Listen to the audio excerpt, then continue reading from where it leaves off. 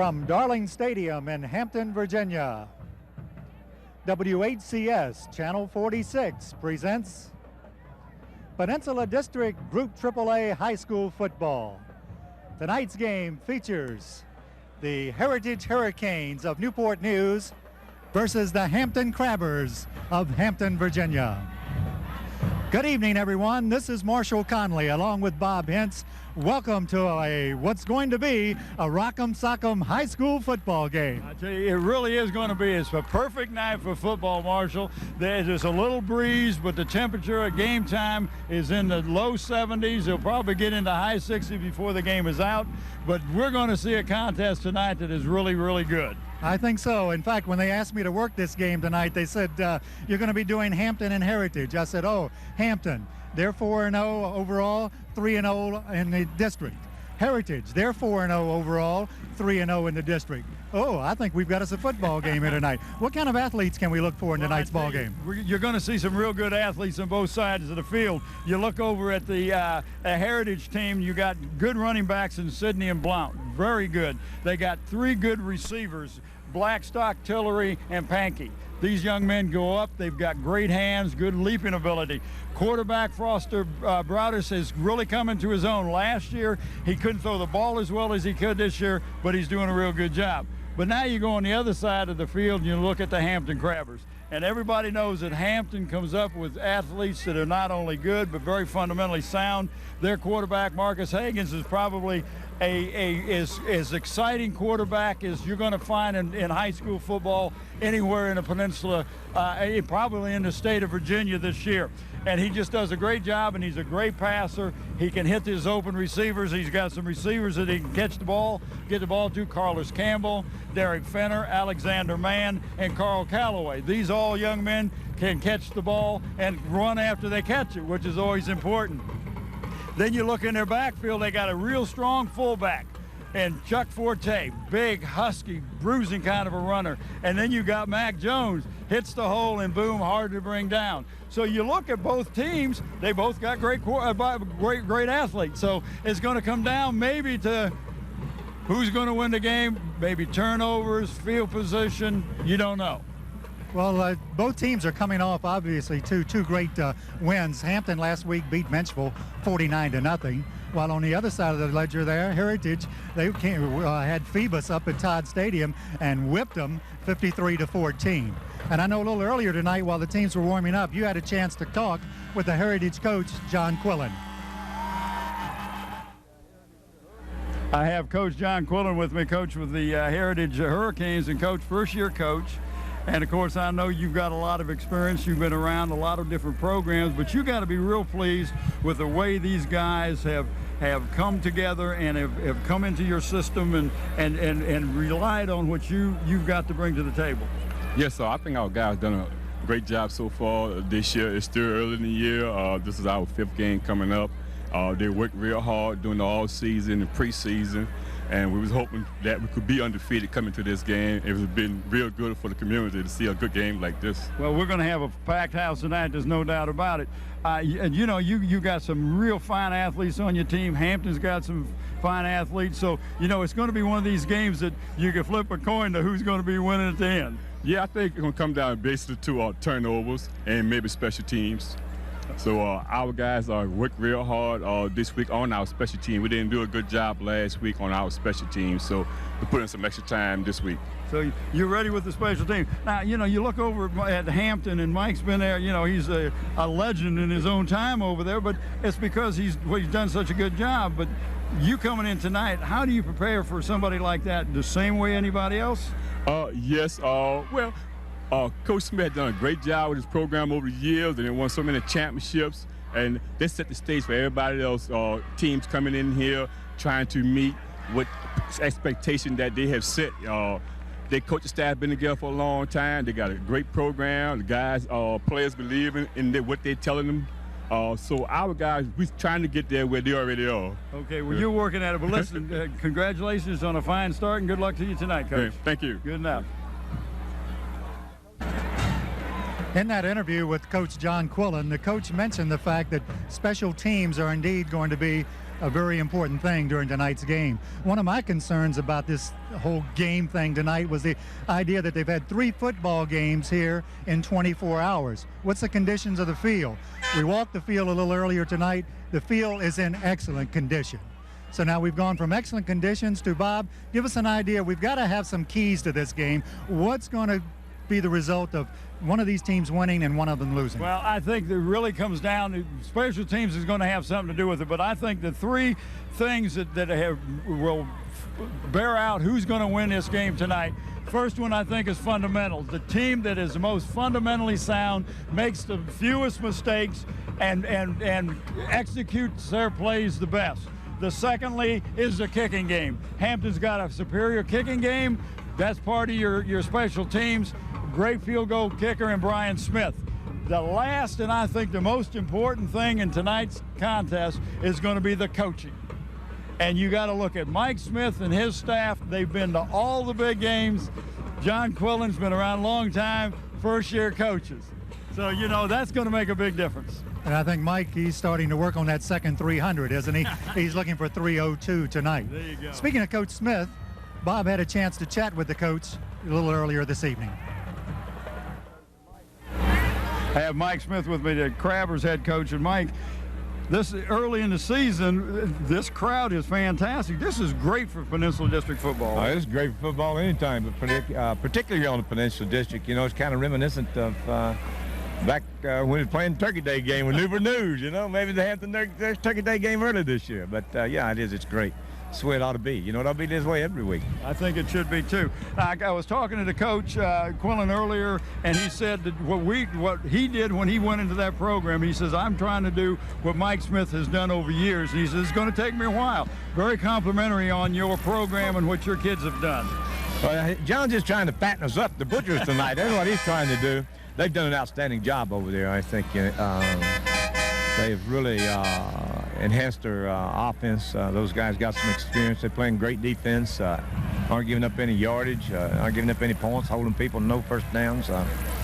So they're tough, you know, put a lot of points on the board, and they're a good, solid football team. Well, your kids have always been able to rise to the occasion. I don't care what opponent you get out there, but you guys always have them prepared, definitely fundamentally. I think that has always been a good key with your program. Well, this is a different group of kids, but they're looking forward to this game, and I think that they're going to represent themselves well. They're going to be tested. I think Heritage is going to be tested. I just think it's going to be a great high school football game. But listen, good luck to you tonight, Mike. Thanks, Bob. Good enough. Stay tuned for tonight's starting lineups. Tonight's game is brought to you through the sponsorship of the following: Zoom Sitco with 5 Hampton locations. When gearing up for your next print job, call Gear Up.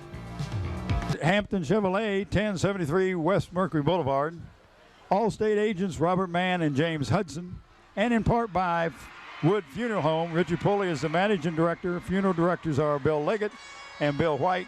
And in part by Stallion Heating and Cooling, 825-1416 or 850-5564. We answer the phone.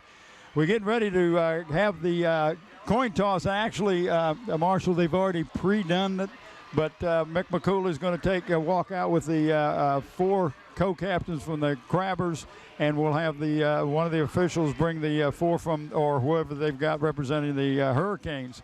And Mick is Mike tonight. Mick is Mike. How you like that? That'll be all right, I don't know how many times I'm going to say that tonight. Yeah, he's going to be able to give us some a little more insight into what's going on as far as some of the penalties and some of the plays going on. Looking around out here at Darling Stadium, what a sight, huh? You've got a parking lot full of cars. You've got a Heritage side of the field full of Heritage fans. You've got a Hampton side of the field full of Crabber fans. This is high school football, and I guess whether we're ready or not, we are going to get some football tonight. We're going to get some, and you're right. This place holds 7,500, and I'll venture to say there's going to be more than 7,500 people here tonight, and they're not going to go away dissatisfied. Both sides were cheering and yelling when the teams initially took the field. And as Mick get ready to walk out, you mentioned the field being in good condition, 3rd game in 24 hours. Larry Malloy and his crew's done just a fantastic job. Our hats off to Larry, Ricky, John, and the rest of that crew that just does a good job day in and day out. And as we get the officials walking towards the center of the field with the rest of the co-captains. We'll just kind of turn it over to Mick McCoolin and let him tell us what's happening.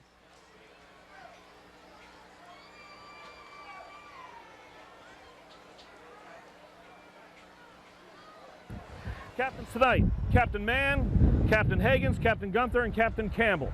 So shake hands and get to know each other.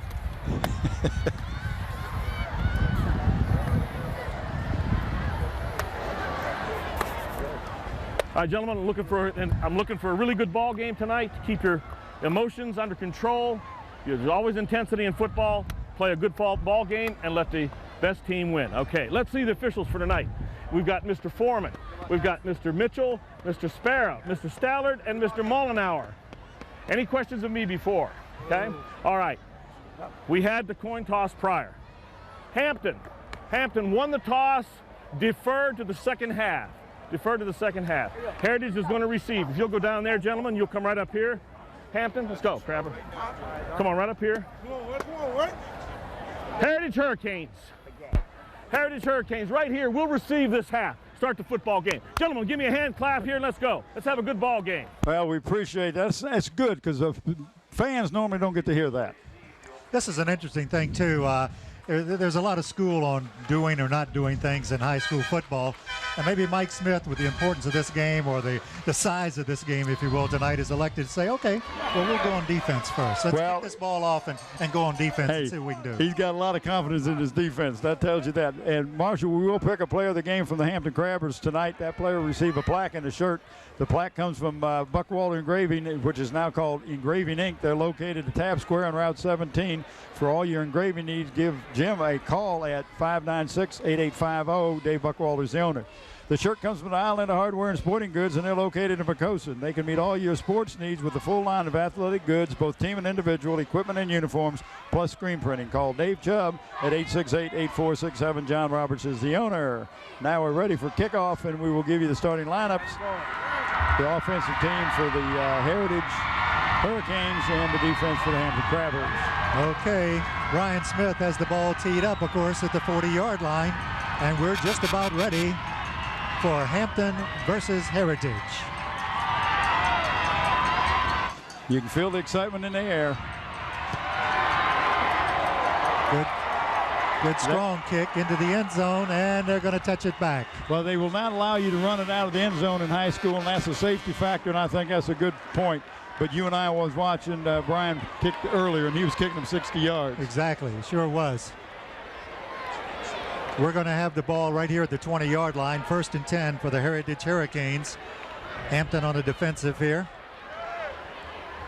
And here we got the offense. We got Rousey at center. We got Martin and Crowley at guards. Moore and Brown at tackles. Blackstock is a tight end. Browdus is a quarterback. Fullback Sidney. Tailback Blunt. Split end Tillery. And the flanker is Pankey.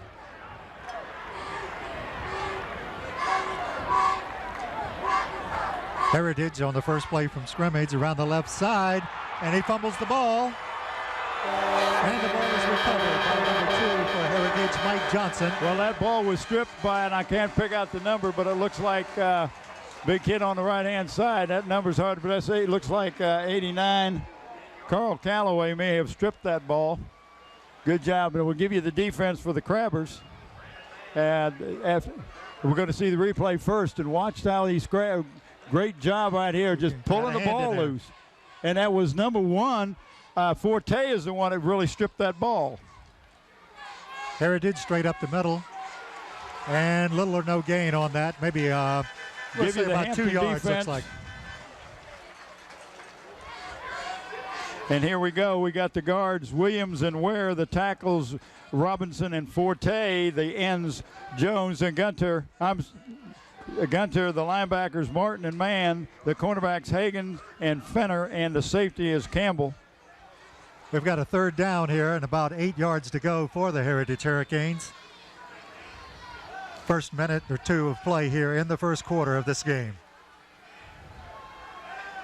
We got a bootleg. Bootleg to the right. The pass is complete. And it's going to be enough for a 1st down. Hey, it's going to be short. Going to be short. They had to get clear up to the 30, Marshall. Exactly. Great job of Hampton Crabbers going to the receiver that time. They just like a magnet. Watch the replay.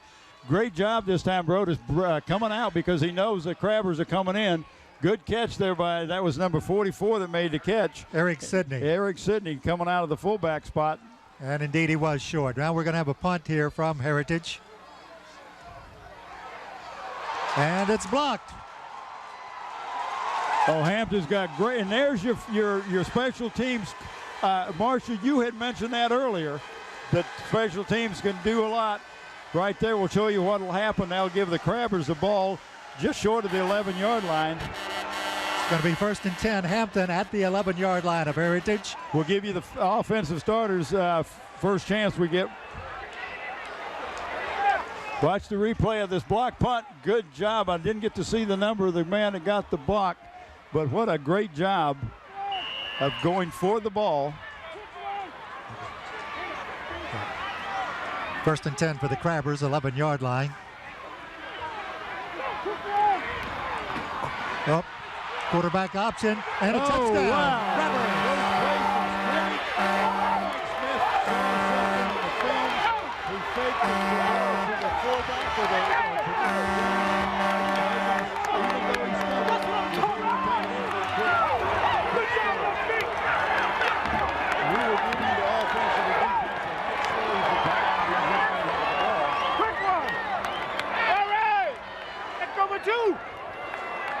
Check out your neighborhood Zooms. There are 5 Hampton locations. Brian Smith in to try the extra point for the Crabbers. 9:56. And it's good. 9:56 in the first quarter. The score, the Hampton Crabbers 7, Heritage 0. We are happy to have Wood Funeral Home as one of our community supporters this year. Wood Funeral Home, where the funeral director is Richard Pulley. On staff are Bill Leggett and Bill White. Well, What a way to start your game, right? yep, you block a punt, you're on the 11-yard line, you fake the ball up the middle. Watch this score. And watch, that kind of stumbles right there, but he actually made 2 people miss him, 2 tacklers that had a chance to stop him, and he very elusive, and that was one of the things I was telling you about before, how quick and elusive Marcus Higgins is.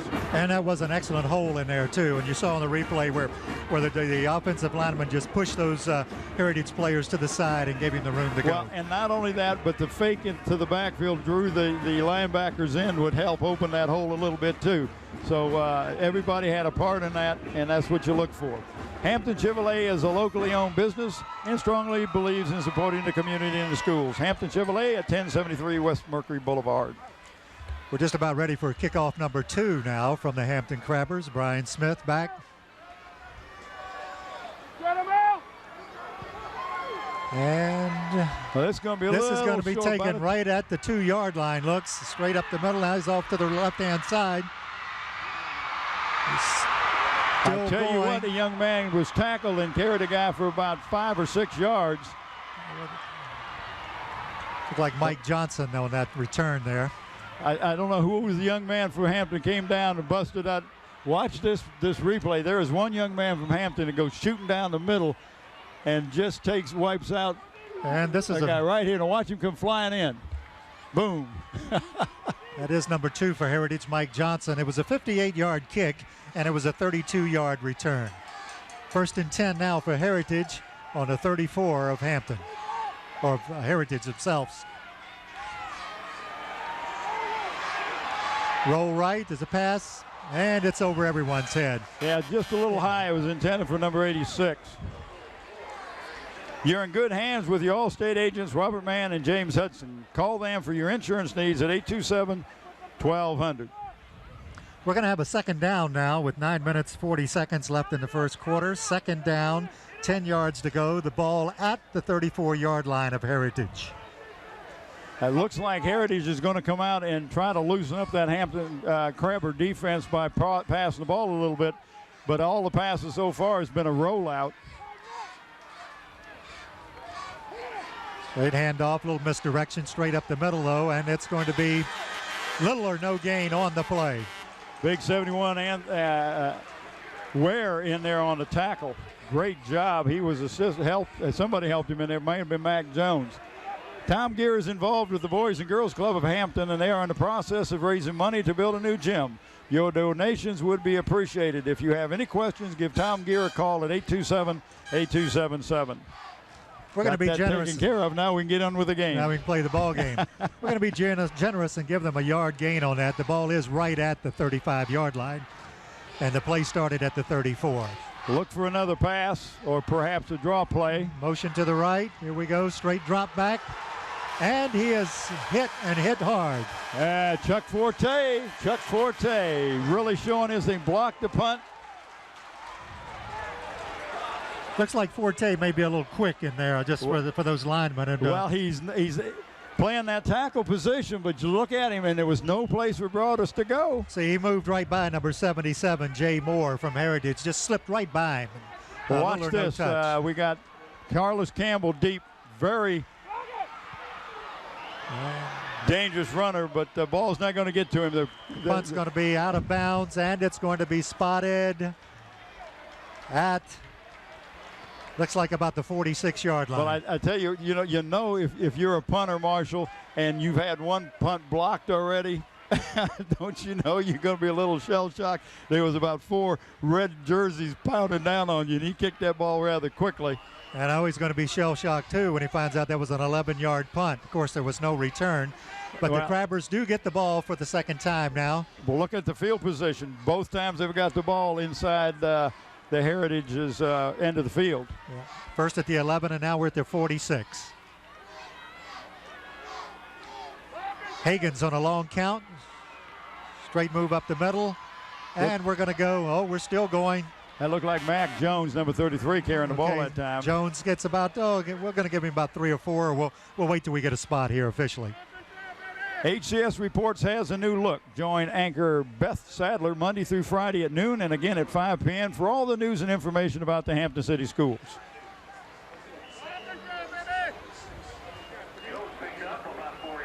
They're going to give him 4 yards on that, so we're going to come up with 2nd and 6 yards to go for the Crabbers.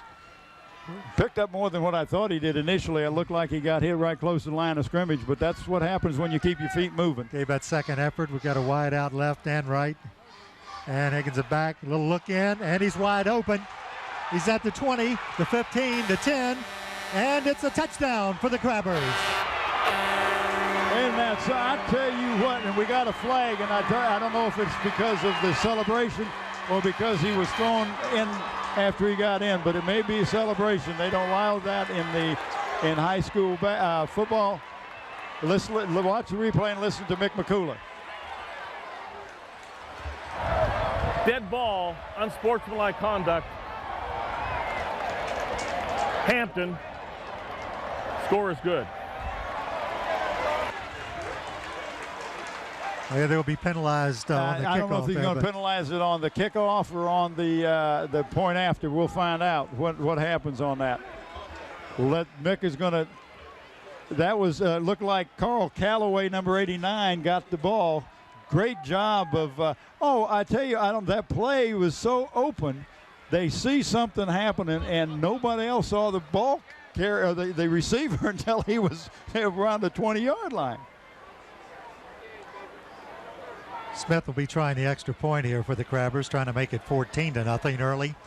I think we're going to go back here. 15 yards because they celebrated in the line in the end zone, which you're not supposed to do in high school sports.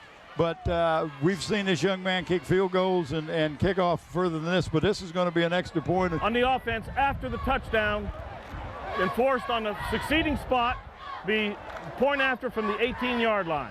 So it's going to be a 28-yard extra point. McCullough had asked the players to control their emotions, and maybe he thought that they didn't on that particular instance, but we are going to have, as you said, a 28-yard extra point try. Well, Mick didn't throw the and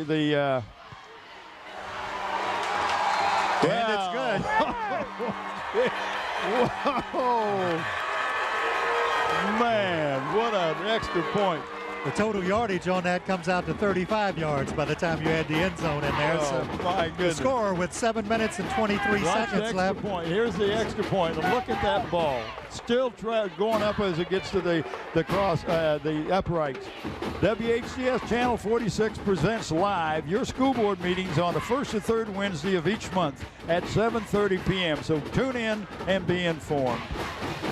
I tell you what, Hampton has gone right out and said, we're going to make a statement early. We're going to give you the ball. Defense is going to shut you down, and we're going to score. That's what I said when they won the toss right at the start of the game. I said, well, Hampton could have gone on offense. They said, no, let's do defense. Then they block the punt. They get a touchdown. They play good defense. They get the ball back. They score again. It's 14-0. It's 7:23 left in the first quarter, and the Crabbers about to kick off again. And we still haven't had a chance to give the offense lineup for the Crabbers and the defensive lineup for the Heritage Hurricanes, but we will.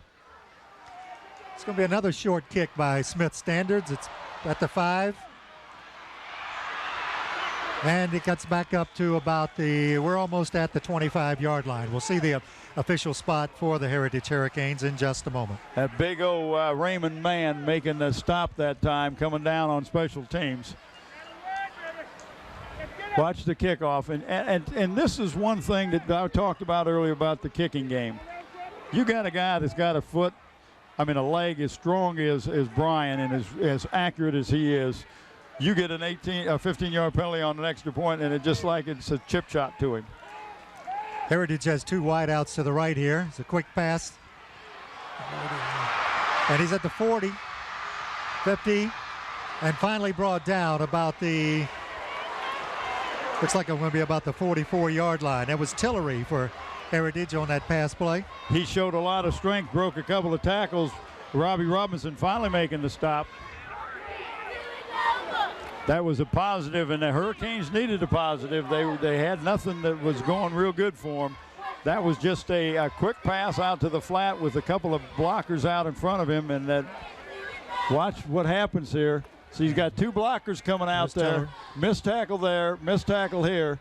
And that was the last man to get to him, although number 2, Derek Fenner, was going to come over to help out. And it was a good 20-yard pickup for the Hurricanes. Straight up the middle, 44. That's Eric Sidney. Picks up about, it looks like we're going to give him 4 on that. It's going to be 2nd down and 6 for Heritage. Well, one thing, if you're Mike Smith and the Crabbers, you can't get too involved in yourself and the success you've had early. This game is far, far from over.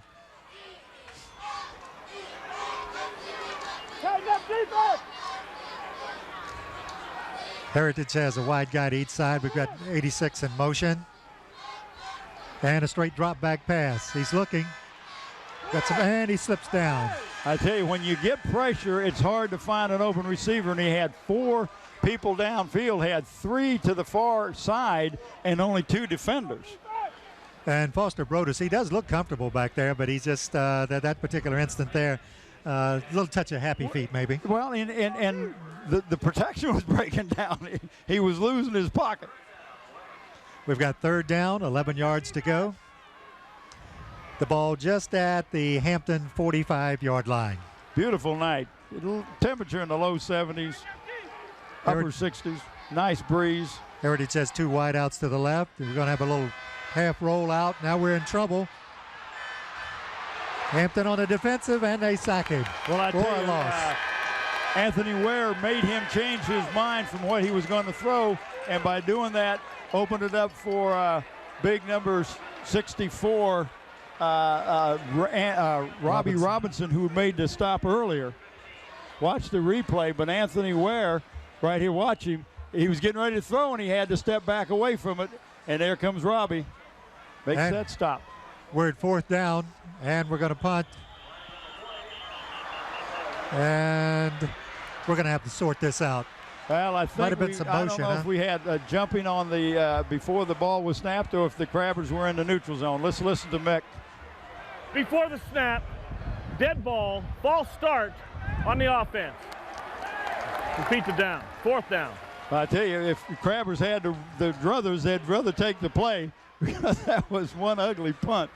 Yep. But I tell you, that punter And who is that punter? Is that Blackstock? Blackstock. Oh, he's got to be shell-shocked. I mean, he just doesn't feel like he can get that ball off. The Crabbers are just putting so much pressure on him. And it's all coming right up the middle, too. Yeah. I think earlier tonight in talking to the Danny Mitchell for the Crabbers said something about they'd like to try to control from guard to guard, and evidently that's where the push is coming from. And he just does get this one off, and again he shanks it over to the left-hand side, and it's going to be spotted at the 48-yard line. The Heritage 48-yard line. That was a 4-yard punt, and of course no return on it because it went out of bounds. But the Crabbers, once again, what do? They find themselves on the other side or on the Heritage side of the 50-yard line. 3 possessions, 3 times in your enemy's territory, and you can't beat that. 1st and 10 for the Crabbers at the 49. 4 minutes, 33 seconds left in this initial quarter of tonight's game. Crabbers in an I formation. Quick pass over the middle is batted up and intercepted by Heritage. And that's one reason you get your hands up if you're on defense. A big turnover. Turnover. That was number 44, Eric Sidney, who's very much a part of the whole scheme of things at Heritage. He did make that interception. I didn't see what lineman got his hands on the pass, but the fender was wide open. And it's big man right in the middle there. It's a single digit on that. I believe that was Foster Brodus who got his hand on it. But it's right in the interior no, it wasn't. It was Anthony Jones. I take it back, a defensive end. 1st and 10 for the Hurricanes. Straight drop back pass. Crabbers putting some pressure. He's got a man down the left side. And it's incomplete. Little contact down there, but incidental. Evidently, the referee standing right there, so it looks like everybody was making an honest effort to get to the football. That's going to bring up a 2nd down for the Heritage Hurricanes. Watch the replay, and he's got a tremendous arm. Nice pass. And really, I guess that ball should have been intercepted. Well, and it could have been, because it went off his hands, it could have almost been a complete pass. Derek Fenner over there on that far side. Heritage has 2 wideouts on the left side, 1 back over to the right here. And that's an ugly play. That didn't look good at all, did it? And like the center didn't know when to center the ball. Snap. What? False start. Yes, prior to the snap, false start on the offense. That's going to move Heritage back. Another 5 yards. They've only had one real good positive, and that was that quick pass out into the flat with a couple of blockers out in front of the receiver. We've got a 2nd down and 15 yards to go. The ball's at the 38-yard line.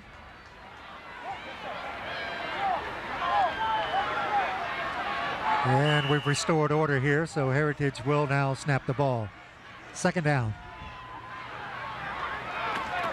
Going to be a draw. Draw play up the middle, and Mac Jones was right there saying, I see you coming. The Crabber defense. Number 50 and 61 helping him out. 61, Chris Green.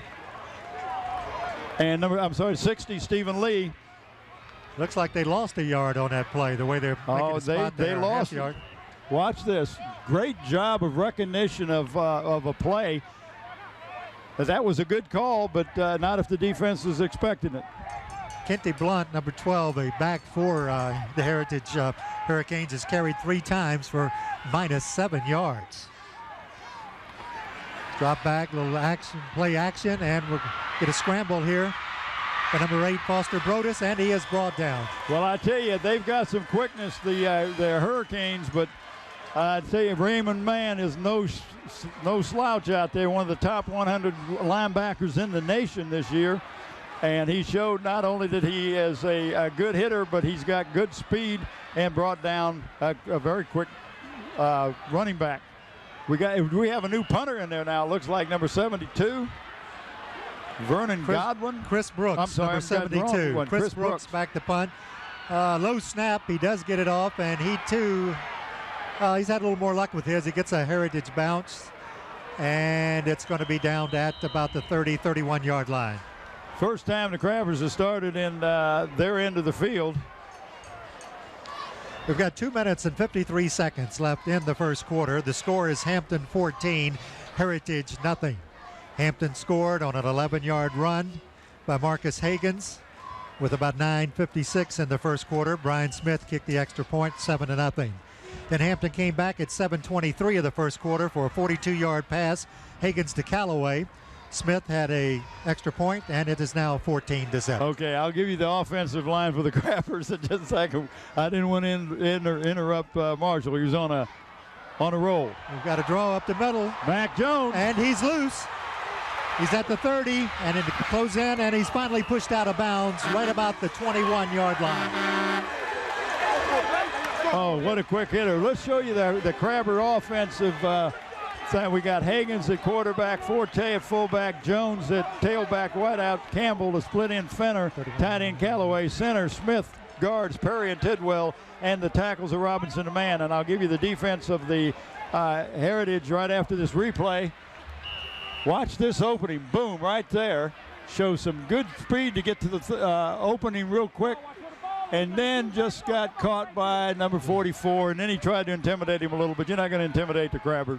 After that 48-yard run, there's another handoff straight up the middle, and the ball's moved down. That's Forte. Looks like we're down to about the 12-yard line with Chuck Forte carrying the ball. I'll give you the defense. Here we go with the defense for the Heritage High. We got Martin and Moore tackles, Jones and Height at ends. The outside linebackers, Davis and Sidney. The inside linebackers, Blunt and Rouser. The cornerbacks, Broudus and Battle, and the safety is Stewart. Finally I don't think we've ever done it with 2 minutes and 15 seconds left in the game. We was able to give two with the score 14-0. And the Crabbers knocking on the gate. Crabbers in the eye. They've got Campbell split out wide to the right-hand side, right over about the 20-yard line. And we're back to pass. Hagans scrambling, and he's pushed out of bounds at the 23. Number 24 on the defense. Height did a good job of running Hagans down. Just ran out of real estate. Didn't have any place to go. That Devin Height for the Heritage. Watch the replay, and you can just see he was looking for somebody to the right and just didn't have a chance and tried to outrun the pursuit. Got him, lost, looks like about 1.5 yards, maybe 2 yards. They got it 3rd and 11, so we'll say he lost a yard. Okay, 3rd down, 11 yards for the Crabbers at the 22-yard line.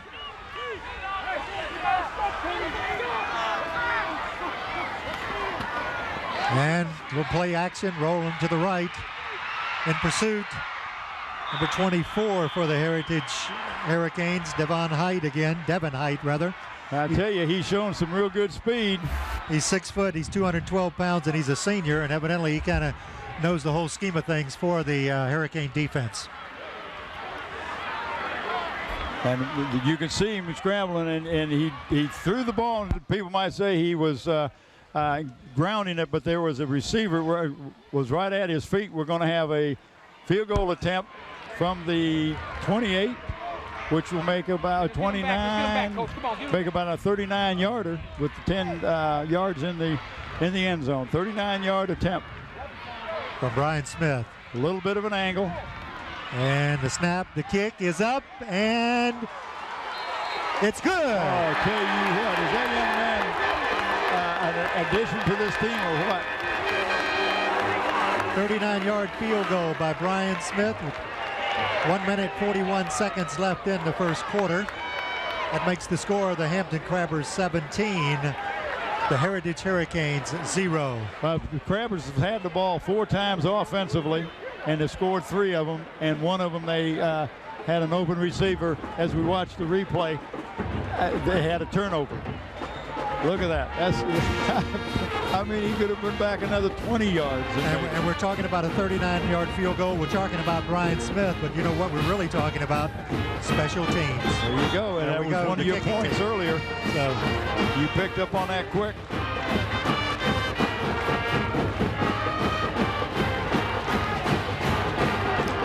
I don't know. do you think of this, Bob? Is this a surprise or not? Well, I really felt like the Crabbers are just a better team fundamentally, and as everybody's saying how strong this Hurricane team is and how quick they are, you know, the Crabbers aren't no pansies over there. They're strong and they're quick and they've got a tradition and they are very well prepared. And again, I'm not taking anything away from John Quillen, but you've got a coaching staff here that has got these young men prepared. The kickoff, bouncing around, picked up at about the 18. 88 Tillery is on the move to the left-hand side, and he's finally caught up with and brought down right about the 46, 47-yard line of the Heritage Hurricanes. Nice run back by Tillery. It's going to be first down for Heritage. This is... Watch the replay of this run back. This kick was a 43-yard kick. Well, I think it was more, and they were trying not to have a run back, but it just bounced right for the Hurricanes. They've got the ball in great field position. Ended up being about a 29-yard return on the play. 1st and 10 for the Hurricanes. Back in motion to the right side. Pitch back, up, bobble the ball a little bit. And he is smothered by the Crabbers at the 40-yard line. And that's big number 70, sophomore Steve Williams. And let me tell you about this young man, 6'2", 336, and he's still growing, Marshall. He has not stopped growing yet. And is in the 10th grade? 10th grader. And Danny Mitchell told me last year he likes this young man. He's big, he's heavy, but he's got quick feet. He moves real fast for a 300-pound plus. Chris Green is coming to the lineup for the Crabbers up in the front line. Number 61. State drop back pass for the Hurricanes. Got a man to the left side, and the pass is incomplete. May have been a little bit long. Well, if he'd have caught it, he would have been out of bounds, I believe. I think a good point on that. But Brodus is throwing into the wind, you have to understand now. The wind is not at his back. We've got about 47 seconds left in this first quarter here at Darling Stadium. 17-0, the Crabbers over the Heritage Hurricanes. It'll be 3rd down and about 13 yards to go.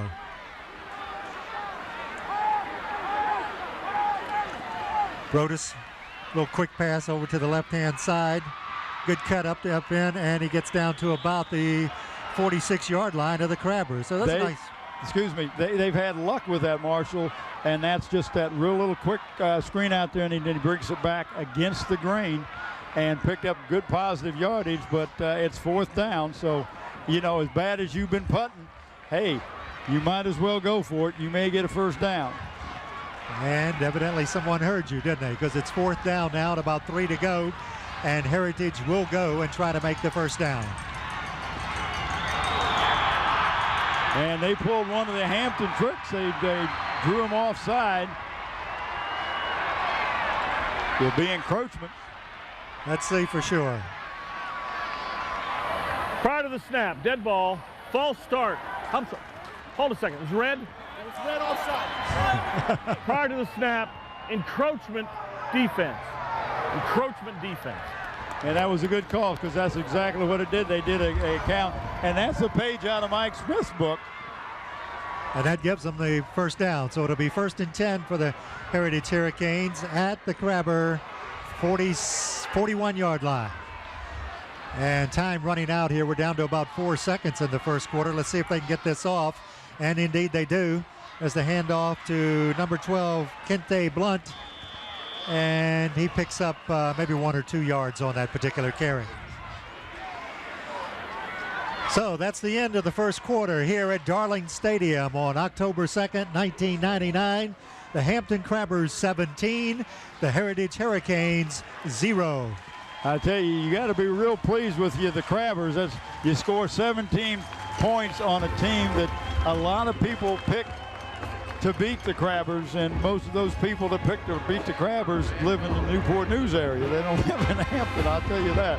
But we have witnessed some real good coaching on the Crabbers side of the field. They have saw a couple of tendencies and got some real quick openers, picked up a couple of quick touchdowns, blocked a punt, kicking the ball well, field goal. Just had a great time. Mike is out there talking to Mick McCullough. There's something he's saying that they got some movement on the offensive line he wants them to check out. Indeed, I think he's a little upset over that call there. He thought maybe they were drawn offside. Here's an interesting thing. As well as Hampton has played this first quarter, you'd like to think that Heritage has had some problems here. In fact, a week ago, Heritage had over 282 yards rushing. Tonight in the first quarter, they rushed the ball 2 times. Listen to this now. Rushed the ball 11 times for 2 yards. 11 rushes, 2 yards on that. For Hampton, they've rushed the ball 5 times for a total of 62 yards. So that probably tells you about the first quarter. And you add the special teams in there, and that's why you've got 17 to nothing. That's why you got what you got. Get ready, Marcus. Marcus needs help. The big play for the Hurricanes so far has been that pass play. Yep, and there it is again, and this time it's incomplete. Well, that's a little different look. That's the quick pass to your tight end, big number, who is that, number 86, that's Blackstock. There's just a quick opener. You want to hit the tight end in stride, and it was a little low, and he just couldn't get his hands on it. That's going to bring up a 3rd down and 8 yards to go for the Hurricanes. Well, you know, you got to look for a passing play. That's been their bread and butter so far tonight. They've been able to do more with it. They'll put out a couple of receivers out. They'll hit one of the receivers and then bring him back across the line. So let's see what they do. And then Brodus every now and then tries to stretch the field, too, with one of those longer passes. In fact, right now he's being rushed, and a good block. And the pass is intercepted by the Hampton Crabbers. Ball is still on his feet, brought back, and he's finally brought down at the 25. That's Marcus Higgins. And you know, if he could have got a block, he would have excited this crowd. Number 5, Marcus Higgins. But did Brodus take a hit when he released that ball, or what? Yep. And the ball was intercepted at the 9-yard line, and it was returned for 14 yards. Coming right as he releases the ball. Boom. That's the life of a quarterback, isn't it? And here's the other life. When the ball bounces around and it's picked up by the defensive team. In this particular instance, Marcus Higgins, and he had a 14-yard return. 1st and 10 for the Crabbers. Each one of these teams have now had 1 turnover. 25-yard line, straight up the middle, and picks up probably about 3 or 4 yards on that. Looked like number 43? Stephen Wyatt, yes. A new runner we got in the back. Mike has got some real fine runners that he's not afraid to use and bring in there. I was going to say, he just keeps bringing them at you, doesn't he? He'll bring one guy in, he can get outside, another guy can get it in between the guards or the tackles, and then boom, they're back outside again on you. Gunter comes in and replaces Forte in the backfield. Gunter at the fullback position. We're at 2nd down, 7 yards to go. Crabbers moving the ball here in this 2nd quarter. Actually, their first possession of the 2nd quarter. Looking for someone to throw the ball to, and looked like everybody was more or less covered on that play, but the pass was a little bit short. Yeah, it was short, and it probably, well, it should be. There was a defender with the pass receiver on that side. Looked like Fenner was the intended receiver. And you'd like to think maybe a quarterback at this stage of his high school career here might be starting to think, okay, I can throw one away. I don't have to try to throw it to someone. But regardless, it's going to bring up a 3rd down now and about 7 yards to go for the Crabbers. Ball resting right at about the 28-yard line. We're in a shotgun this time, and a man in motion.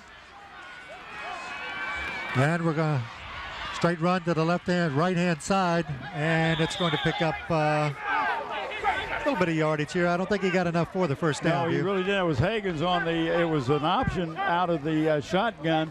He had the trailer in Jones, but he decided to take it outside. I think if he turned it up took a step up, he would have drawn the defense in, then he could have pitched the ball, but that's going to bring up a punting situation. And Alan Johnson, number 10, who is the holder on the extra points and the field goals for Brian Smith, is the punter, and he'll be punting into a win. And number 88, Jasonis Tillery will be back for the Hurricanes. Oh, now the Crabbers get a shank on their punt. It's shanked to the right-hand side and goes out of bounds right about, I guess we're going to have to say the 49, aren't we? Yeah, that's pretty close to the 49. You know, and I don't know if the punters are trying too hard because there is a breeze in their face, but nobody has punted well from going from our left to our right. That punt was for a total of 21 yards there. So both punters tonight, I don't know if they're nervous with this large crowd or they're nervous because of the pressure they're getting put on them, but they're having a tough time right now. First and 10 for the Heritage Hurricanes. You fine.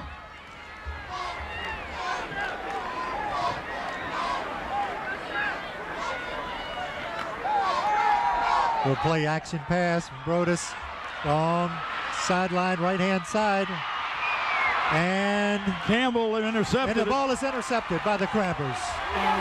Carlos Campbell, double coverage. At the 6-yard line. He just played it like a center fielder. Hampton Chevrolet urges you to support the community by giving to the Peninsula United Way. Watch the replay. Good pass, one of those passes where they try to stretch the field there, but the double coverage is just evidently didn't have a chance there when you take a look at it. Throwing double coverage, and those two young men just went up for the ball. For all your printing needs, call Gear Up Printing at 1909 North Armstead Avenue. Give Tom Gear a call at 827-8277. First down for the Crabbers. The ball at the 7-yard line. Straight up the middle handoff. It's going to be little or no gain, and Heritage acts like there's a fumble. There is, and it's a touchdown. Big turnover. What happened there? It was a quick handoff. Must have been a good hit there, and then the next thing the ball's loose, and Heritage has a score. And big number 9 for the Anthony Jones, tight end, or defensive end, 6'2", 220. I'm sorry, 200, junior. Got the ball in the end zone after the missed handoff. Quick score for the Hurricanes.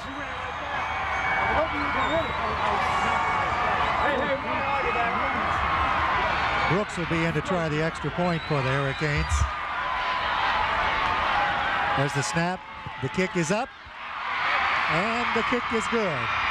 So the score, with 9 minutes, 36 seconds left in the second quarter, the Hampton Crabbers 17, the Heritage Hurricanes 7. To see maybe we can catch what happens. The ball just bounces loose there, and then it goes into the end zone, and it was thrown long in the end zone by the young man from Anthony Jones.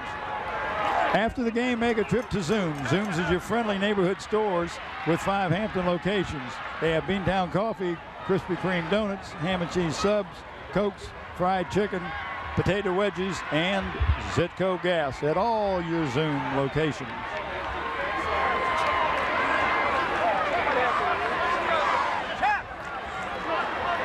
So into the second quarter here, things have tightened up just a little bit. 17-7. Now the Crabbers with a 10-point lead, and will be ready to receive this kick. Well, that was 2 turnovers in a row, an intercepted pass, and then you turn right around and fumbled. It's over. Let's go. Deep to receive for the Crabbers here from this Hurricane kickoff will be number 7, Carlos Campbell.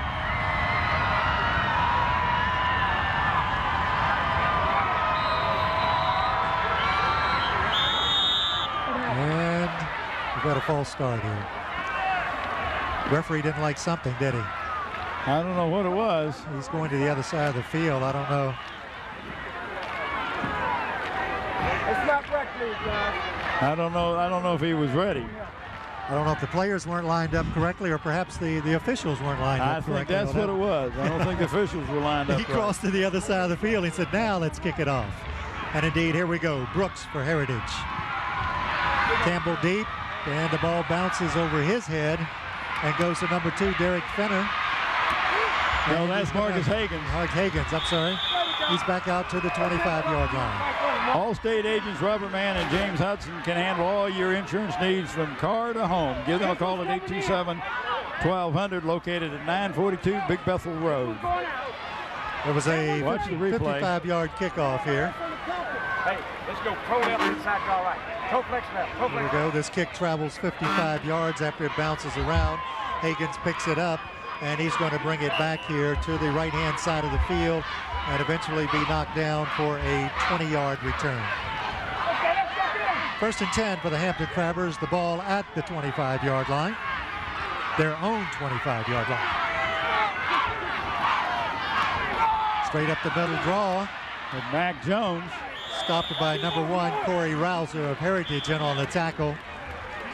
Looked like he picked up the first down, didn't He did get enough there where the spot is. Looks like it's going to be first down. Got 9 minutes, 22 seconds left in the first half or the second quarter, whichever way you'd like to view it. Hampton is ahead, 17-7. The Crabbers have the ball. Here's that replay. And indeed, there's a 10-yard gain. So he could have spotted it over the 35. First down, Hampton at the 35. There's that draw up the middle again. And we're going to get little or no gain on that particular stop. Stopped by just about the whole front line there for Heritage. We will pick a player of the game for the Hampton Crabbers tonight. That player will receive a plaque and a shirt.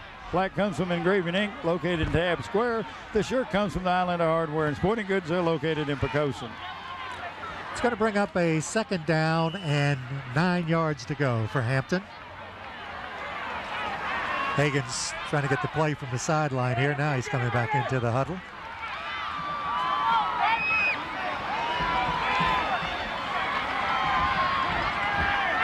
Crabbers lining up. Looks like Heritage 1, 2, 3, 4. They've got 5 men up front. And Hampton has wide left and right. And there's a quick look in, and it is batted down. Again by number 9, but we have a late flag, which means that's probably roughing the passer. Number 44 tried to intimidate, Eric Sidney tried to intimidate Marcus Higgins one other time. He hit him that time, roughing the passer. I saw them in the warm-ups. That number 44, Eric Sidney, he's intimidating enough, just the body size there, if you will. He's 6'2", 200 pounds, but I think he's going to be called right here. Big Anthony Jones again got his hand on the ball. Look at him go up there and hit the ball. But that won't go as an incomplete pass because we'll take the penalty and the first down. Jones hit the ball. Foul, roughing the passer on the defense. Carries with an automatic first down. So Jones hits the ball. Sidney hits the quarterback, and it's a Hampton first down at midfield. Or really at the 49-yard line of the Hurricanes. Camera time. 2 wideouts to the left for Hampton, 1 to the right. High backfield. Hagen scrambling, picks up a block, and he's going to pick up about 5 yards. Nice block by number 33, Mac Jones, on that particular play. Well, Mac could have been the pitch man, but there was just no room for him. So when he saw that Higgins was going to keep the ball, he just went down and threw a block, picked up about 3 yards on the play. Got to make it 2nd and 7 for the Crabbers. The ball at the 46-yard line.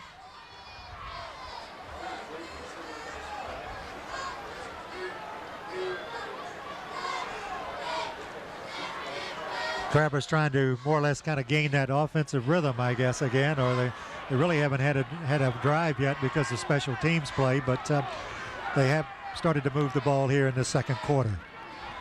Drop back pass. He's looking for someone. Now we're going to scramble out of there, and he is caught by the ankle and shoelaces by number 24, Devin Height of the Hurricanes. I tell you, he's been a thorn in the side of the Crabbers on defense. He has shown a lot of quickness, and he, as you see, when Marcus Higgins came out of the pocket, went forward, even though he was being blocked, Devin did not give up. That was a good play, by the way, by Devin Height on the defense there, because he was involved with a man from the Crabbers blocking him, and he played off that block and then came back to make the tackle. So Hampton will now face a 3rd down and 7 yards to go. The ball at the 46.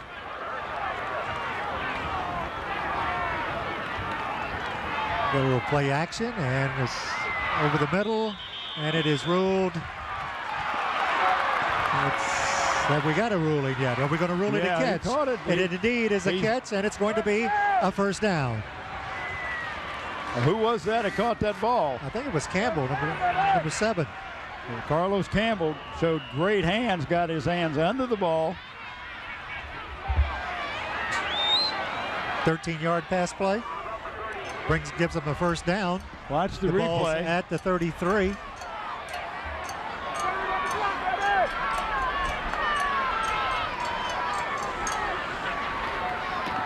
Handoff up there. The ball is fumbled. It looks like, I'm going to say Heritage, and it They indeed. got it again. I'll tell you. Referee Makula says Heritage also. So it's going to be a turnover for the Crabbers and another possession for the Heritage Hurricanes. The ball at the 35-yard line. Well, I tell you one thing, the Crabbers have turned the ball over more tonight than I've seen them do in a long time, and that's the third turnover. We'll be back right after the quick timeout.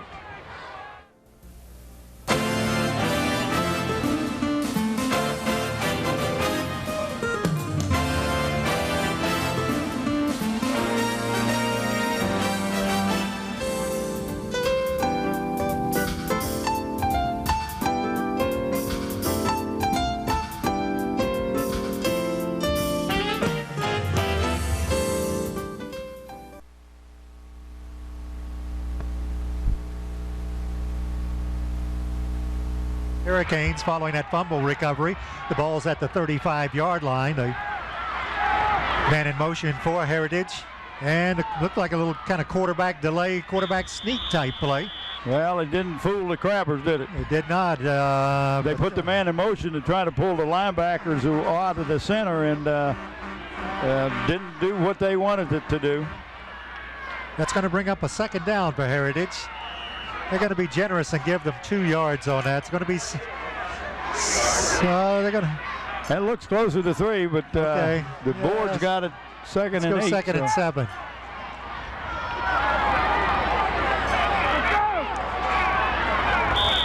And a little confusion on the part of Heritage here. And indeed, the Hurricanes have to call a timeout and kind of get themselves together again.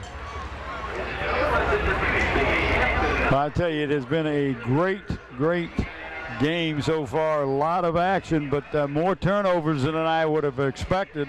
Hampton's turned the ball over at least 3 times that I know of. The Hurricanes have turned it over at least 3 times. So we've had 6 turnovers, and only 7 points have resulted from a turnover, and that was when the ball was stripped down at about the 7-yard line and went into the end zone, and the Hurricanes fell on it, gave them a little bit of momentum, but offensively they have not had very good luck running the ball. They've had better luck passing and then running after the receiver catches the ball. Looking at turnovers and fumbles in particular, Heritage has fumbled twice, lost one of them. Hampton has fumbled twice and lost both of them. Now, last week's game, Hampton did fumble 4 times, so a little problem hanging on to the ball right now, but I'm sure they'll straighten that out here. 2nd down, 7 yards to go for Heritage. The ball at the 38-yard line. Oh, there's a little misdirection type play, and that's number 2, Mike Johnson, carried the ball for Heritage. And he ran right into number 1, Chuck Forte. Chuck Forte says, what are you doing after the ball game? By the way, welcome to Darling Stadium. And watch this. Number 1 will meet number 2. And there he is. And that's why 2 always has to try harder.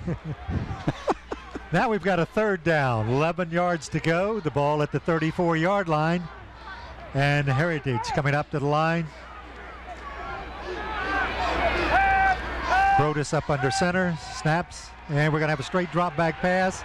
Ball's thrown over the middle, and it's made complete. Yes, a good pass. Brodus was hit by Mac Jones just as he delivered it, but what a nice pass and a nice catch by number 84. Darnell Pankey. It is straight drop back, gets a little bit of protection, looks good, and the pass is complete. Pankey on the receiving end of that. That pass was good for 18 yards. We're going to have a first down now for the Heritage Hurricanes. The ball at the 48-yard line of the Hampton Crabbers. The clock ticking with 5 minutes, 7 seconds left in the second quarter. 17-7, Hampton. Handoff straight up the middle, number 12 making it to the outside. Kente Blunt picks up pretty good yardage. Well, he was running right on his heels, and who finally made the tackle was Raymond Mann. Looks like a pickup of 5 on the play. It's going to bring up a second down, 5 yards to go. Oh. PA announcer says it's second down and 4. I'm going to stick with my second and 5. There you go. You call it. Heritage coming up under. Got wide right and left. They're in the I formation. Brodus up under center. Got a straight drop back, good protection. The pass is thrown, and it's tipped by 61, Chris Green. And now he's a linebacker, really dropped back into the hook zone and got a hand on the ball, and could have been intercepted, but I think as Carlos Campbell was coming up to make the stop if it was a completed pass. So nice job of the linebackers for the Crabbers getting back into the passing areas, into the spots of that zone. Let's make it third down and 5 yards to go for the Heritage Hurricanes. Ball at the 43, 4 minutes, 12 seconds left before halftime here at Darling Stadium. Little quick drop back, swings it out to the left-hand side. 44 Sidney on the move, and we got a flag he's on out the of play, bounds. I think. We do have a flag. The stop made by number 2 Fenner. I'm not sure usually what happens in this case is could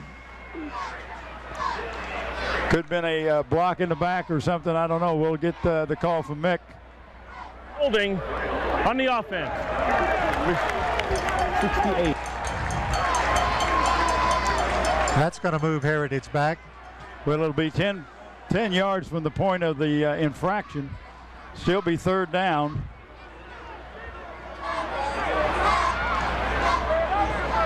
And about 16, isn't it? It looks like it's going to be about 16. 16, yeah, that's pretty close. Let's go with that. Depends on where he puts the ball down. Yeah. But that could be Whoa. 17. Let's make it 17. Yeah. That ball's back at the 45-yard line, right smack dab on the 45-yard line. That's third down. And let's go with 16, 17, okay? Third and 17, the Hurricanes.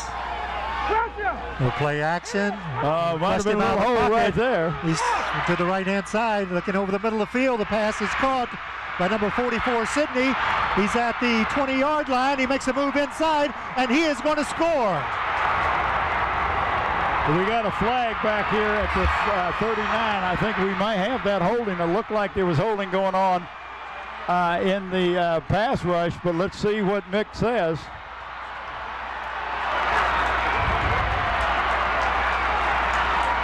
We're looking at the possibility of a 55-yard touchdown play here.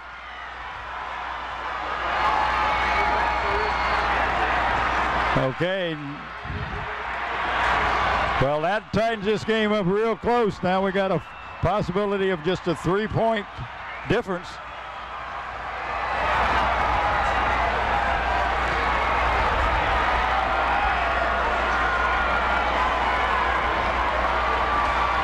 We've got about 3:46 left here in the half. The score is 17-13. Heritage will try the extra point here momentarily.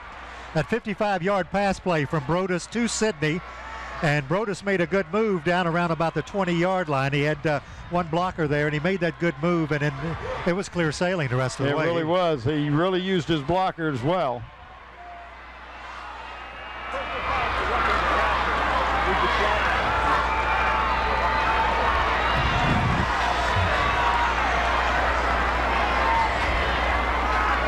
Referee McCullough making sure everybody understood that the touchdown was good. The extra point try is no good. To the right-hand side, no good. Pushed it to the right, so we got a 4-point differential.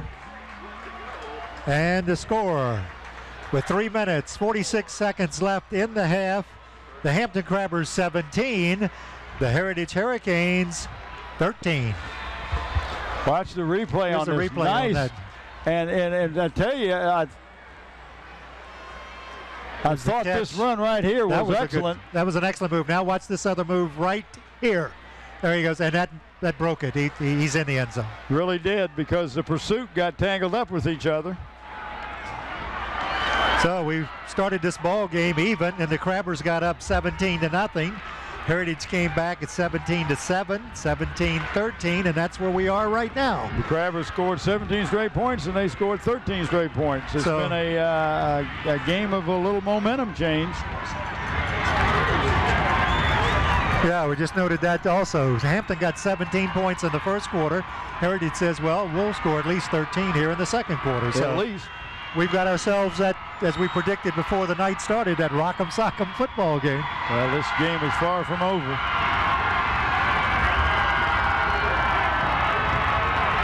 Brooks will do the kicking for the Heritage Hurricanes. Carlos Campbell should be the deep man for the Crabbers. And the kick is a low kick. It's going to bounce around again. It's going to bounce into the end zone, touchback, and the ball will be brought out to the 20-yard line.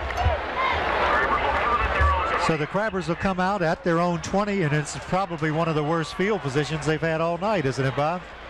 I would have to say you're right. This is when the Crabbers need to,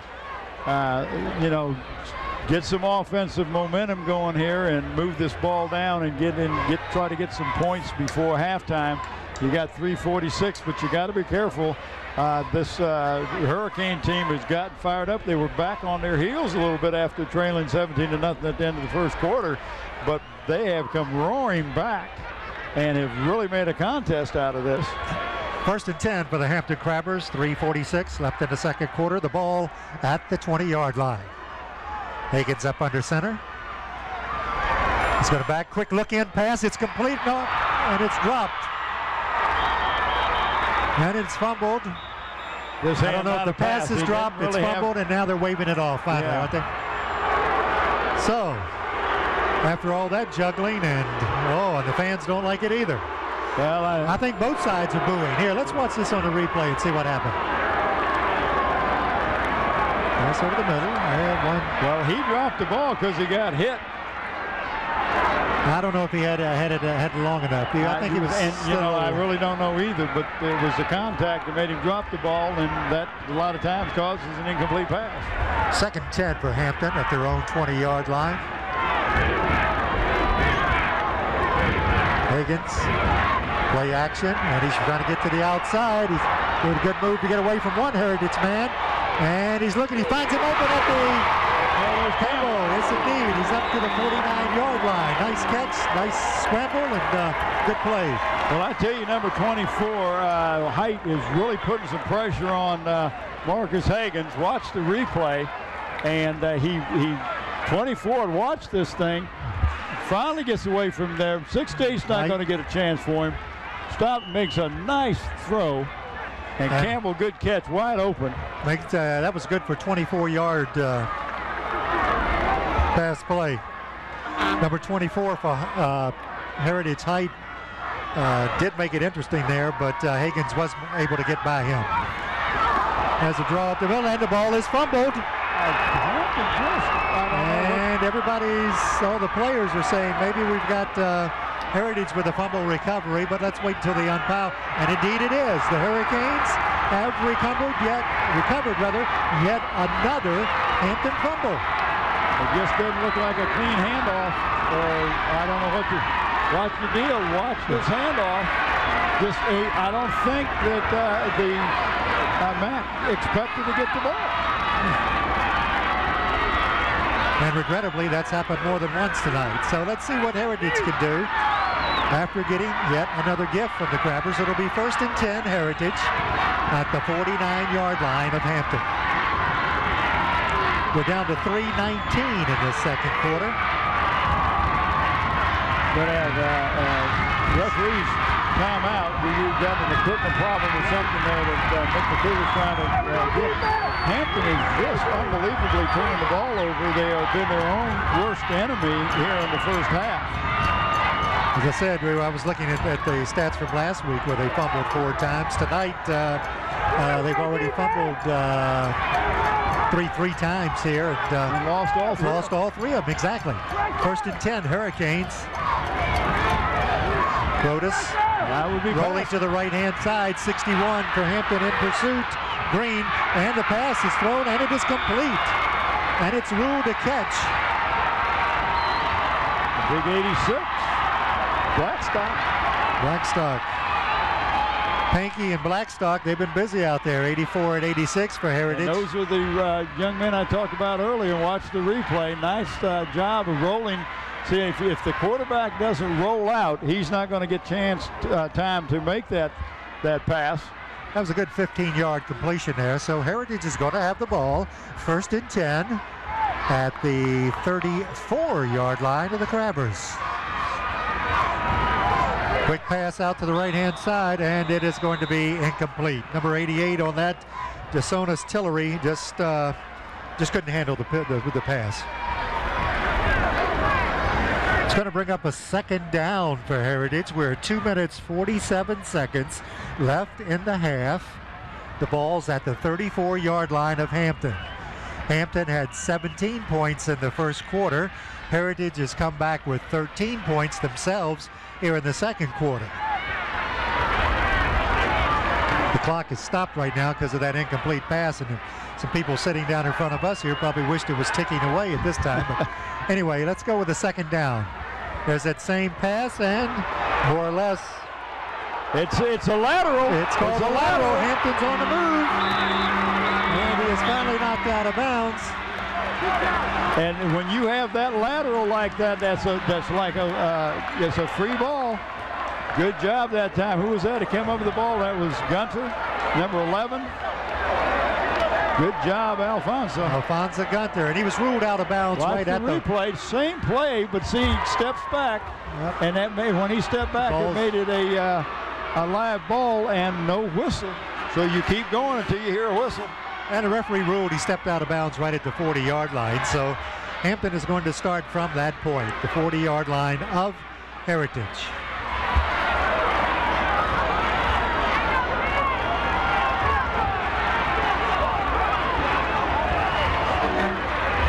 We got wide left and right.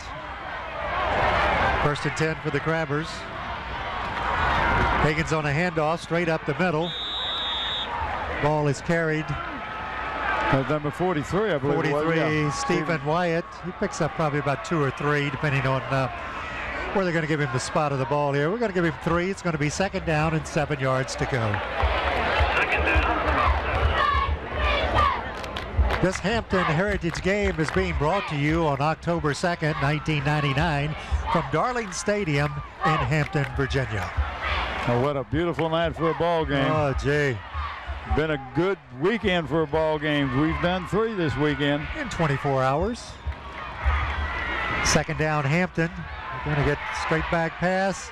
And it is ruled complete down at the 29-yard line of Heritage. That ball was caught by number 7, Carlos Campbell. It'll be a 1st down for the Crabbers, and it was an 8-yard pass completion. So we're 1st and 10 at the 24-yard line. The clock is ticking. 1 minute, about 48 seconds left in this initial first half. And the Crabbers have not used any of their timeouts. And the Hurricanes have only used 1. Campbell's out there directing traffic as he goes wide left. Straight drop back by Higgins. A little short pass over the middle. That pass is caught, and he's moved out inside. Down to the 4. He's still moving, and he's in for the score. What a run by Callaway. And we have a flag on the play. Let's hold up 1 second for the flag, but we do have a Hampton touchdown.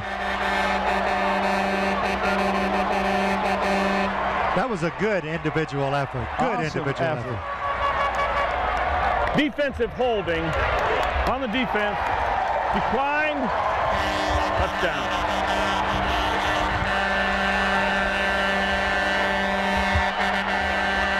I'm impressed with Callaway not giving up. After the catch.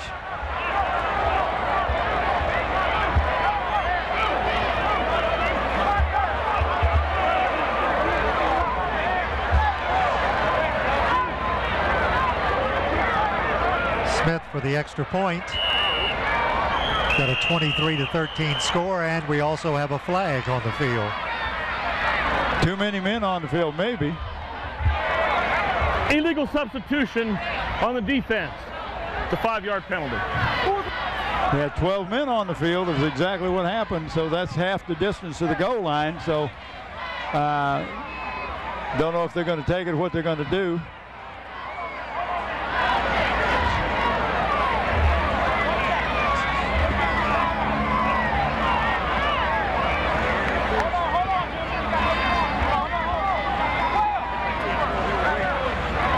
This here, Mick.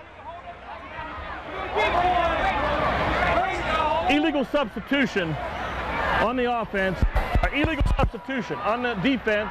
Half the distance to the goal. Half the distance to the goal. Then we have timeout. Timeout, Hampton. That's not a bad move, because now you say, hey, you know, if we go for 2, we'll have a 12-point lead. Their field goal kicker is not that good.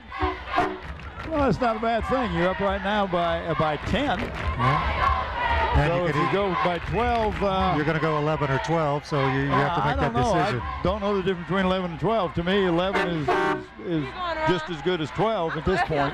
Because they're still going to have to come up with two scores. That's right, 2 scores to even get back close to being even with them. Well, 11-point difference would give you a touchdown and a 2-point conversion, and a field goal would be 11 points. So they could tie it that way. Well, the quick kicker, Brian Smith, just went out and picked up his little tee, so I don't know if that means... Looks like they're going to go for it. I guess we are going to have a 2-point conversion try here.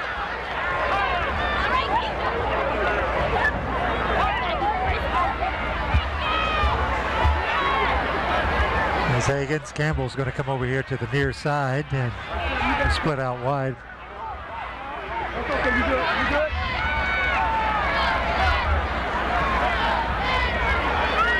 The score is 23-13. There's a minute, 21 seconds left, and Hampton will attempt a 2-point conversion. Straight up the middle, and it is good. Not going to stop him.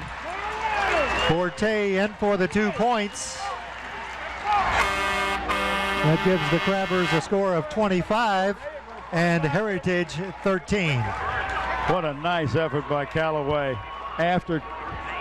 Watch the replay of this touchdown. I tell you what, not after it looked like he was going to be stopped 2 or 3 different times. Just a quick hitter right there, delay coming off. Right there, almost lost it. Right there, keeps turning and squirming, and nobody grabbed his feet. Kept his feet moving. They all tried to tackle him from the waist up. He just kept those feet churning, didn't he?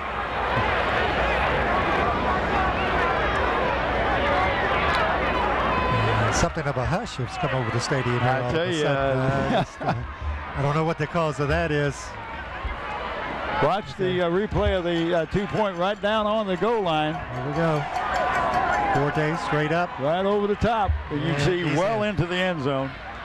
Chuck just took that handoff and just slipped right on in. Airborne, and that's a lot of weight. You're talking Chuck Forte at 6 foot 245. Gets a little steam going, and you may stop him, but you're gonna take a hit, and he's gonna pick up some yardage. Well, you may want to just watch it go on by. I don't know. It depends on your liking. Brian Smith has the ball teed up at the 40 for the Crabbers for the kickoff. We may see just what they call a little pooch kick come down about the 20-yard line, and we'll see. And fair catch called by Heritage. So they will take over the ball at the 30-yard line. It'll be 1st and 10. We've got a minute, 21 seconds left in the half. Hampton ahead by 12 points, 25-13. Well, what that did is it eliminated any run back on the kickoff. Nice move by the Crabbers. One thing that the coach Quillen told us, they worked on special teams, and one of those things was running back kickoff. 1st and 10 for Heritage, 30-yard line.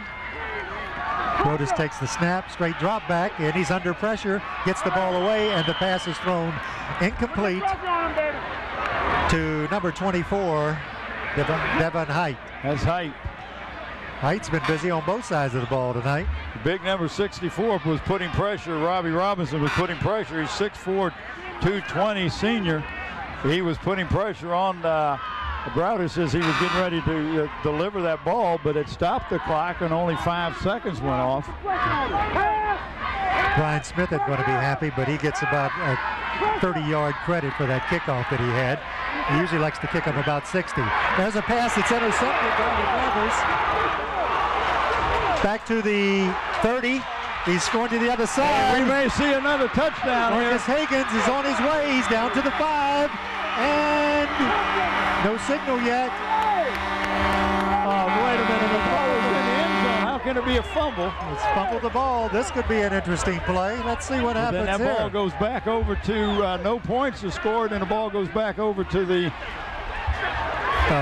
Hurricanes. I thought he was in the end zone, but of course I couldn't see from here. Once that ball breaks the plane, then it's over. We'll listen to McCullough. Here comes the replay on it. Good gracious, what more do you want? There's Broadus takes a snap and he goes straight back, fires that pass down the middle. It's tipped around, and finally Hampton intercepts the ball. Number 5, Higgins, back over to the left-hand side. Now he looks like he's going for the goal line here, and indeed he is. 44, Eric Sidney on the chase, and there's the ball right there. The ball's out at the 1. Yep. And then it bounced into the end zone. Good call. And that was a 60.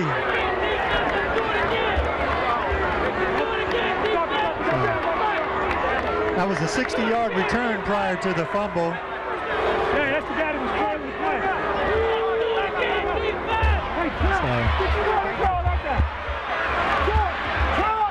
Evidently what they ruled on there, the ball was fumbled at the 1 and then it went into the end zone. So it's a touchback, not a safety. Yeah. 1st and 10 for Heritage, and Heritage says we're going to just run this clock. I think they are. Out. Yes, indeed. We've got about 45 seconds left in the first half here, and after all this, the 60-yard play that didn't become a touchdown, the fumble recoveries, and everything else had taken place. I think Heritage wants to go in and we'll talk about this. They're 12 points down right now. Well, they could have been another 7 onto that. Could have been 32. But for a great defensive play by number 44, Eric Sidney, knocking the ball out.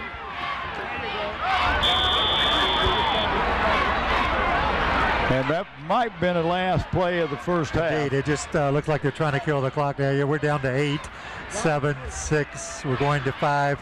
This is going to take care of the first half here. And that's it. That's the end of the first half with the score. The Hampton High School Crabbers 25, the Heritage High School Hurricanes 13. We'll be back right after the halftime festivities.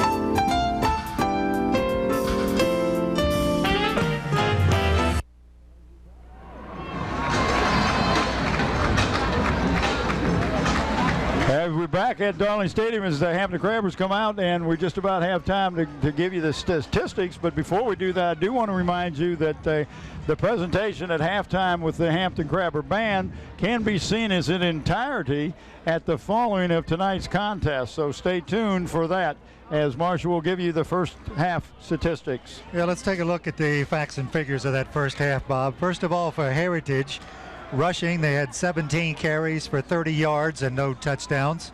The leading rusher for the Hurricanes was Foster Brodus. He had 6 carries for 23 yards. In the passing department, Heritage was 6 of 15 with 3 interceptions.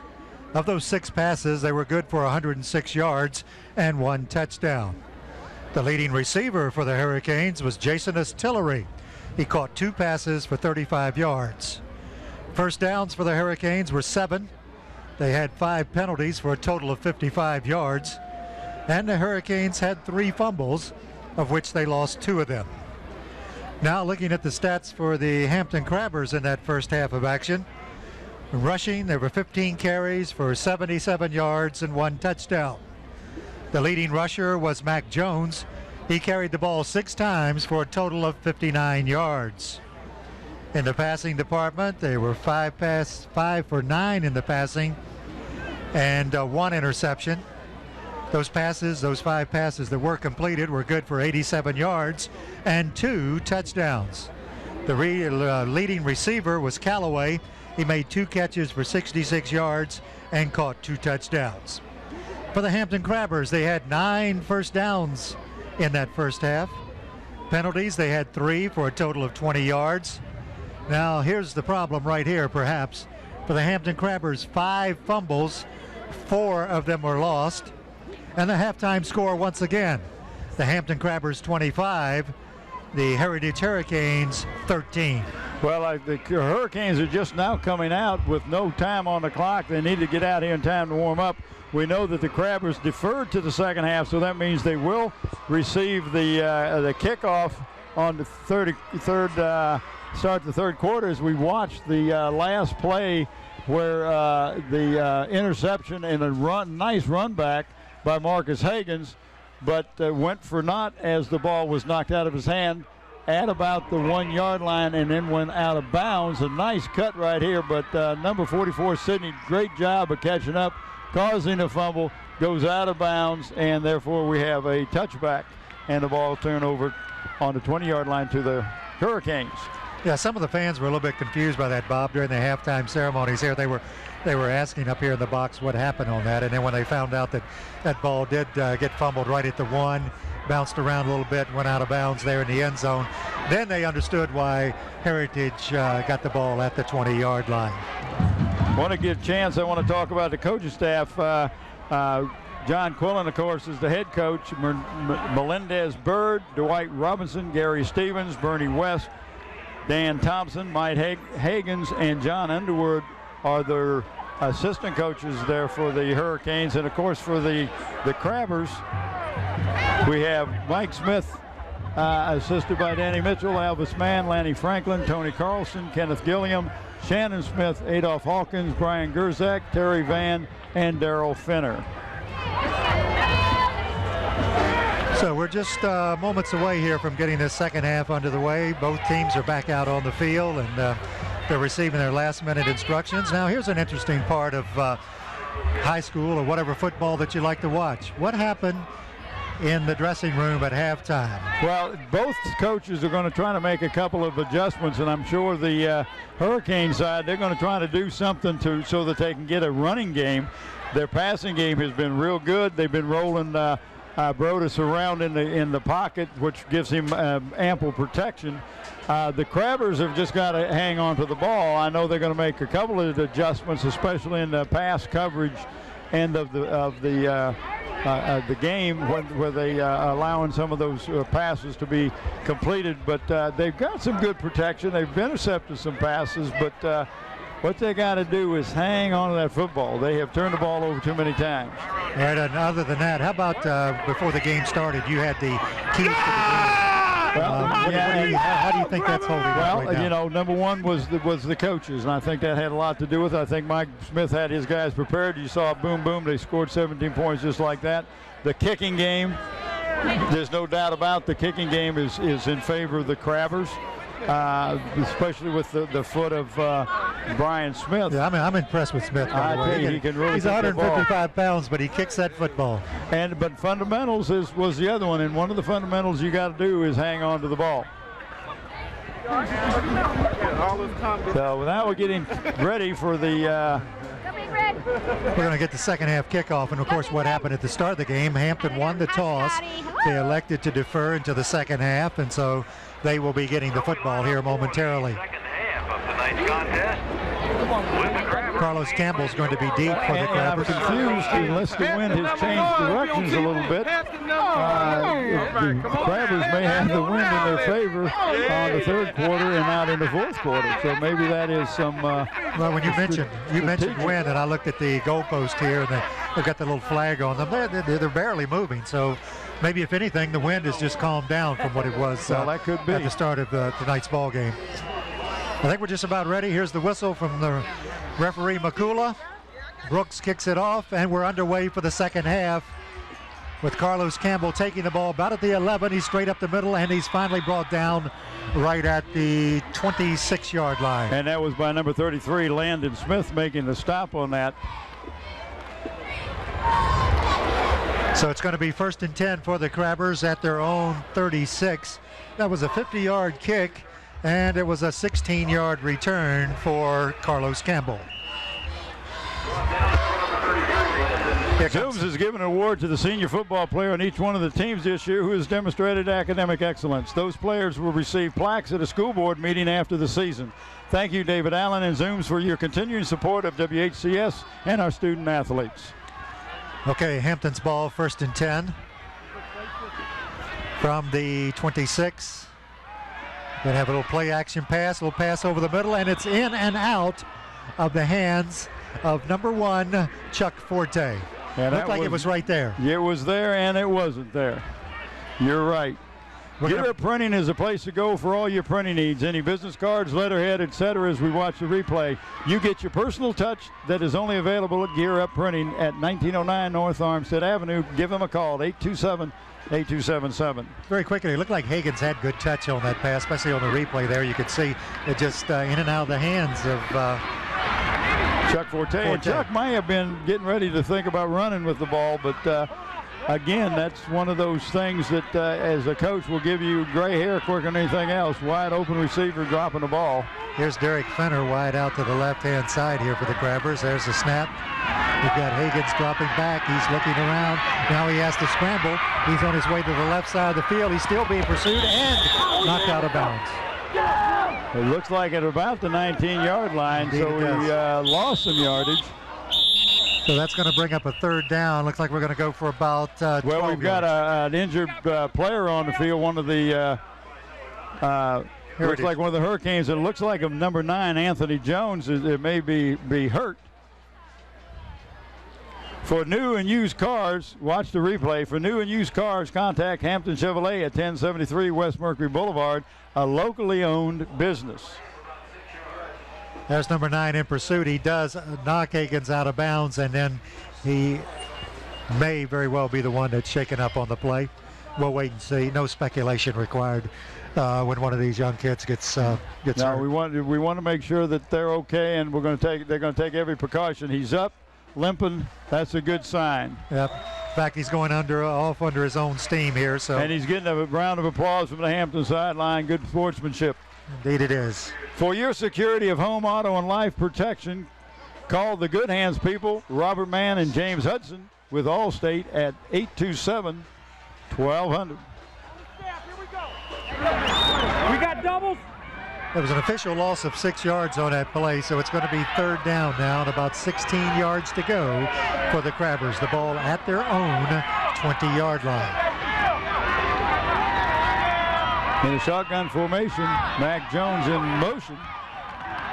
Well, bad snap. Higgins doesn't pick it up. He fires downfield, and the ball is... They're saying no. Not caught. Incomplete pass. Quillen Heating and Cooling, 825-1416 or 850-5564.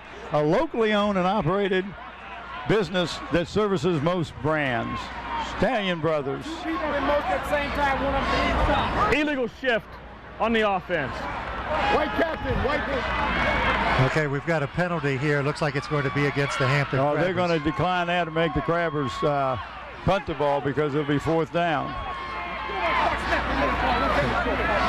Number 44, Sidney for Heritage, told the referee what he'd like to do here with this penalty.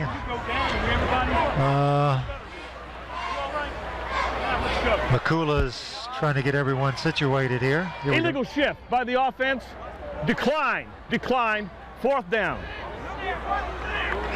We got Marcus Hagens back to punt instead of Alan Johnson. That's a switch. Look for a trick play. Hagens is back at the 5-yard line. There's the snap from center. Good snap. Kicks the ball straight up in the air almost. And the ball's going to come down short, take a somewhat of a crabber bounce, get a little bit of a crabber roll, and finally end up at the 47-yard line of Heritage.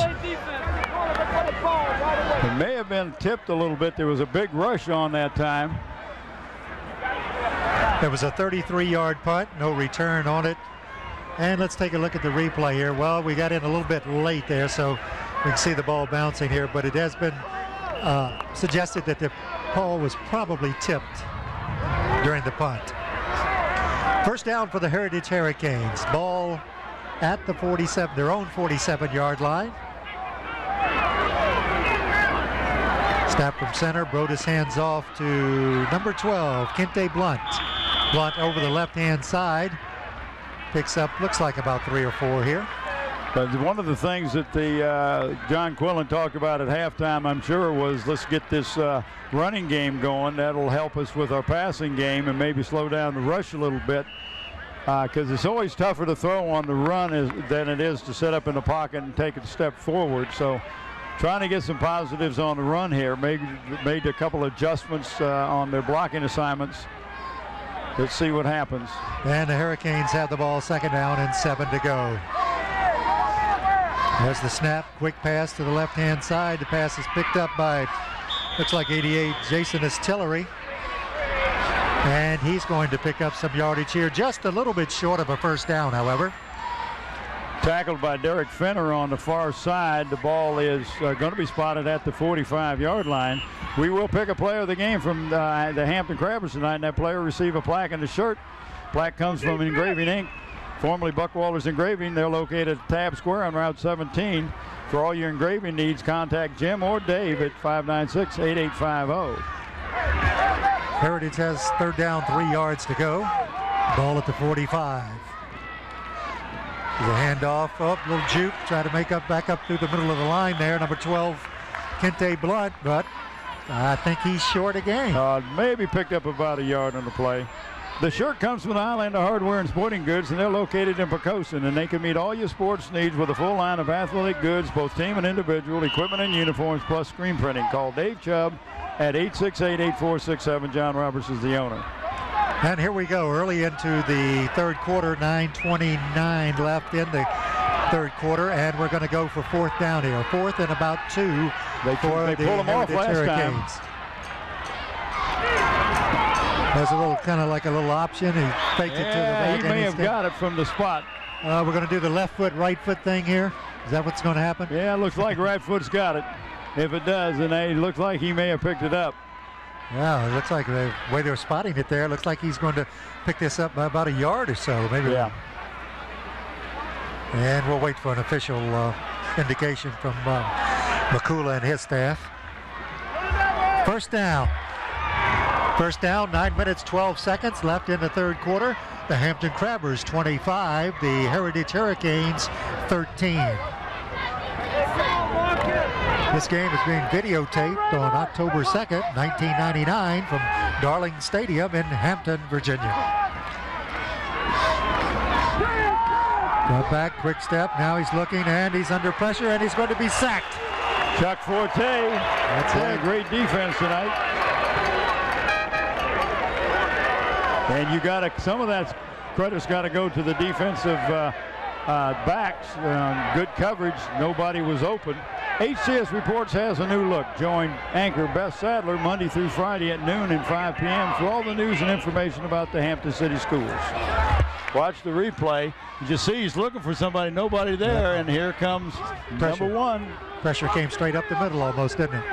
That's going to bring up a second down and 16 yards to go for the Hurricanes.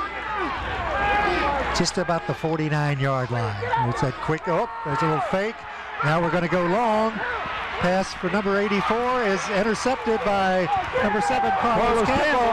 He's down the sideline, and he's finally pulled out of bounds by number 88, Jason Tillery. And I tell you what happened that time is Marcus Higgins is the one that batted the ball, and he tapped the ball right to Carlos Campbell. WHCS Channel 46 presents live your school board meeting on the first and third Wednesdays of each month at 7 p.m. So tune in and be informed.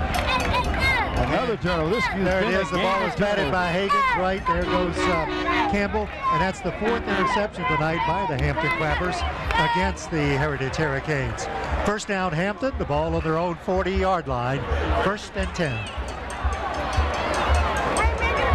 Lay up straight up the middle to give, and he's still on the move. And that looks like Chuck Forte hanging on to that ball, isn't he? He is that. And they're trying to tackle him up around his shoulders, rather. I'll get it in a minute. Trying to tackle him up around his shoulders. You're getting excited, and that's great, Marshall. But we're going to have a second down and just a little teeny bit here. Well, they're going to have for measurement. We're going to have a measurement, Mick said, so let's do that. While he's doing the measurement, I think I have talked about all our corporate sponsors during the third quarter. I talked about Stallion Brothers. I talked about the Good Hands people, Robert Mann, James Hudson. I talked about Hampton Chevrolet, Gear Up Printing, and Zooms. And I think I got them all, Scotty, my man. All right, he's talked about them. Let's talk very quickly about this crowd here tonight. This crowd has been big, large. But it's been a good crowd. Exactly. It's unbelievable. This is a great experience here tonight. If you're here or if you will eventually be watching this game on your television at home. But it's just a wonderful atmosphere here at Darling Stadium tonight. And here's the measurement. It's just a few inches short of the first down.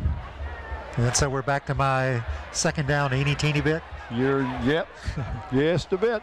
Yep, okay. We'll see what Hampton does here. This is a good time to do something that maybe you wouldn't normally do, simply because of the amount of real estate that's needed. You might gamble a little bit on the second and short. Yeah, we're at second down and 3/4 of an inch. And we're going to go straight up the middle, and it's open, and he's on the move. That's Forte, isn't it? Yes, it is. Yeah, Chuck Forte. Chuck Forte carries that ball all the way down to just inside the 15, down to the 14-yard line of Heritage. Well, I'm looking at the football Eastern region. Of course, on top of the Eastern, the Peninsula District, the Crabbers and the Heritage at this place, both 4-0 as we watch the replay, and just a quick, almost a delay, and just ran away, and they're looking like they wanted to grab the ball, but he ain't going to let them get him. And they opened that thing wide open, and it's ended up being a 35-yard run for a 1/16 of an inch first down. Bayside, who was a Division VI, is 4-0 in the Beach District. The Eastern District, Maury is on top there with a 2-0. And in the Southeastern District, Deep Creek is leading with their Division VI, and Western Branch is second, with both of them with 5-0 as the Division V. Higgins on the option. He faked to the fullback going up in the middle and started around the end, but he was shut down very quickly by number 12, Kente Blunt, and a host of other tacklers there for the Heritage Hurricanes. Want to talk a little bit about our crew. We've got Asa Carroll and Era Towns are pulling the cable for Ron Baton on the sideline cameras. Susan Bowers, Nathaniel Braxton up top. Slow motion Bev Penn. Engineer Don Scharouse. Graphics and audio Andy Foley. And the big guy who can pack up his tent when we get ready to leave, Scotty Beat Me Up Bowers. Yeah, we get to have all the fun and they do all the work. Thank guys and gals. We appreciate it. Higgins is in trouble and he is going to be hit way back behind the line of scrimmage, but there is a flag. A penalty that's thrown way back up here. Now I'm not sure what that is on. That play didn't look good from the start. It ended up losing 5, 10, almost 15 yards, but there is a penalty flag that we have to sort out here. There's the replay, there's the fake. There's one grab, and he's finally brought down about 15 yards behind the line of scrimmage. There was no penalty. There was no penalty on the play. The flag is waved off. Not the helmet opening. Okay, there was from the sound of that, they suggested it may have been a face mask there, but referee McCullough said nope, he got the helmet only. So we're going to have a 3rd down and some 20 yards to go for a Crabber first down. Well, you know, you're still within range of Brian Smith on a field goal, but you got the ball in the middle of the field, which is not a bad angle for him, but you would rather get the first down and be able to go for the for the touchdown, but you got to go clear down to the 6-yard line for the first down. We've got 6 minutes left in the 3rd quarter here. Hampton 25, Heritage 13. The Crabbers 3rd down and 20 on the 25-yard line, and we have a timeout. Timeout for the Crabbers. And there's something they didn't like, and I'm not sure what that was that they didn't like, but regardless. Well, the high school's gotten to the point where if they don't have the right personnel in there, I know of course the pros do and even the colleges, but are we at that yet here with the high school kids? I don't know. Could be. We're gonna let them play. I'm not going to second guess or try to figure out why things happen, but I tell you what, if you like the halftime activities, then you want to stay tuned at the conclusion of tonight's football game, because you will be able to watch the halftime and the feature in the Hampton Crabber Marching Band, and you'll be able to watch it in its entirety following tonight's broadcast. Okay, Mike Smith talking to his crew here. Looks like we're going to end up with about a 3rd and 19. And very quickly, while we have a moment here, the Daily Press newspaper always picks an athlete of the week here on the peninsula. And not only does that person pick, but then they have some honorable mentions. One of those honorable mentions last week was Stephen Lee from Hampton. He's on the football team, and he helped the Crabbers in their 49-0 victory over Menchville. But another honorable mention went to Emily Smith, who is a senior tennis player on the girls' tennis team at Hampton. And the reason she got honorable mention is because she had 4 consecutive wins against Peninsula opponents, including Kicquetan, Phoebus, Gloucester, and Warwick. Hey, good job, ladies and gentlemen. We're proud of you. Yes, we are. And I got a little point I want to bring up about Marcus Higgins when we got a chance.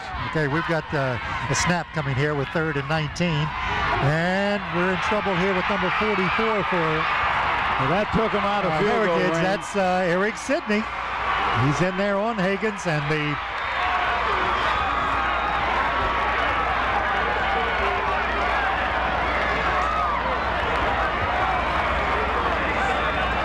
so we're going to have a 4th down here and a whole bunch. And a half a mile. Let me tell you a little bit about Marcus Higgins. If you remember earlier in the week, last week as we watched the replay, there was the building in Newport News that burned down that was being used down there for the collection of stuff for the flood victims and those sorts of things. And Marcus Higgins goes down. Wow, whoa, this is a 55-yarder.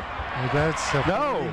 Yeah, 55-yarder. He's at the 45, 55-yard field goal attempt by Brian Smith.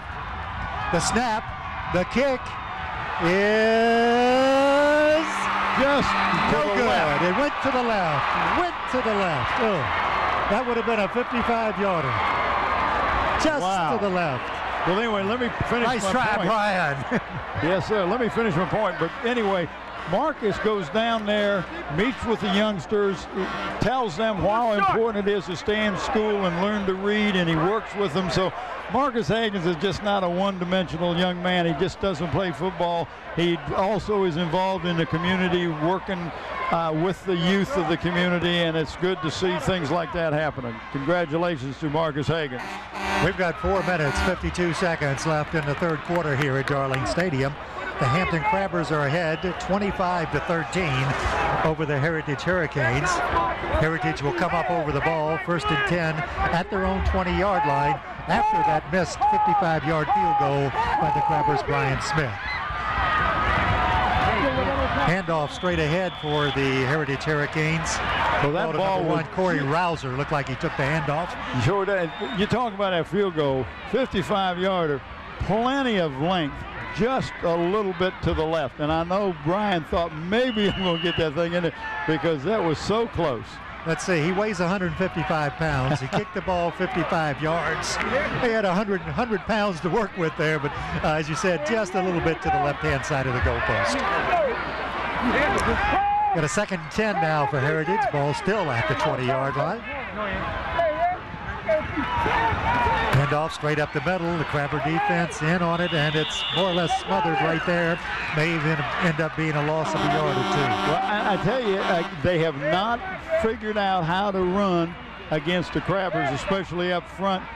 I mean, straight ahead. And you remember what you were saying when you were talking to Danny Mitchell earlier before the contest, that he said they wanted to control the area between the guards, and they're really doing it. Indeed they are. I said, Danny, any secrets of the game? He said, no, we've got 4 shutouts this year. We're just going to play our normal defense, but yes, indeed, right from guard to guard, they did want to make sure that they sealed that down, and evidently they have here. We got a 3rd down, 10 yards to go now for Heritage.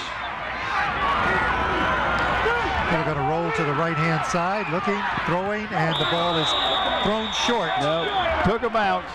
Yep, Darrell Blackstock on the receiving end, but that ball did bounce before it got to number 86. And now we've got an experience here. If you're the Hurricanes, you say, okay, watch the replay. Marshall, you got a punter back there who has shanked it twice, and now you got another back. Number 72 is back to punt, Christopher Brooks. He kicked his off to the left side the last time he was. You know the Crabbers are going to put a rush on. Indeed they are, and here they come. Kind of high snap. They're coming, but he gets the kick off. Way out of bounds. Oh, it went to the left-hand side at the 36, 37-yard line. And this is one thing that I talked about earlier before the contest started. Kicking game, very important to have a good kicking game. And that part of the kicking game, that particular instance, the kick only went 20 yards. So Hampton's going to have the ball 1st and 10 at the 36-yard line of Heritage. So Hampton's getting back into that. We'll take possession of the ball on their side of the 50 again, like they did in that 1st quarter. Yeah. One thing the Crabbers got to do a little bit of better job of protecting Marcus Higgins. Higgins on a handoff, a little misdirection to the right-hand side. Just a cross-buck action of handoff to Mac Jones going off the right side, pick up a couple of yards. That's going to bring up a 2nd down. Yeah, let's give him a yard. Give him a yard, 2nd and 9. Ball at the 35, 2 minutes, 44 seconds left in the 3rd quarter from Darling Stadium, with Hampton leading by 12 points by a score of 25-13.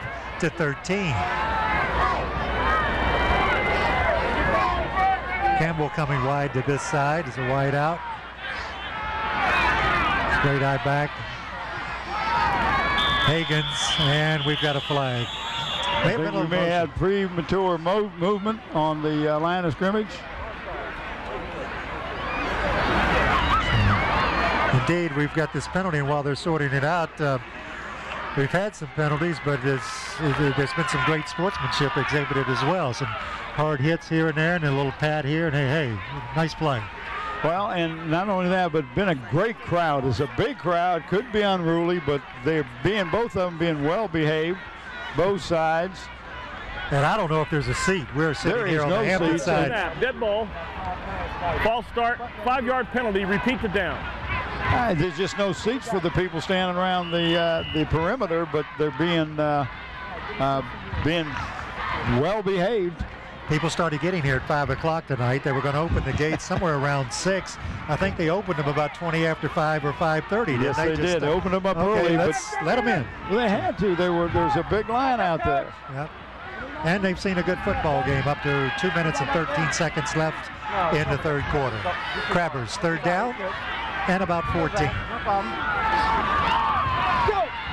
The pass. Higgins going for it all here. Campbell, just off his fingertips down at the 10-yard line. Nice effort by Carlos Campbell. Good job. Just a little bit long. Had him out there. Watch the replay.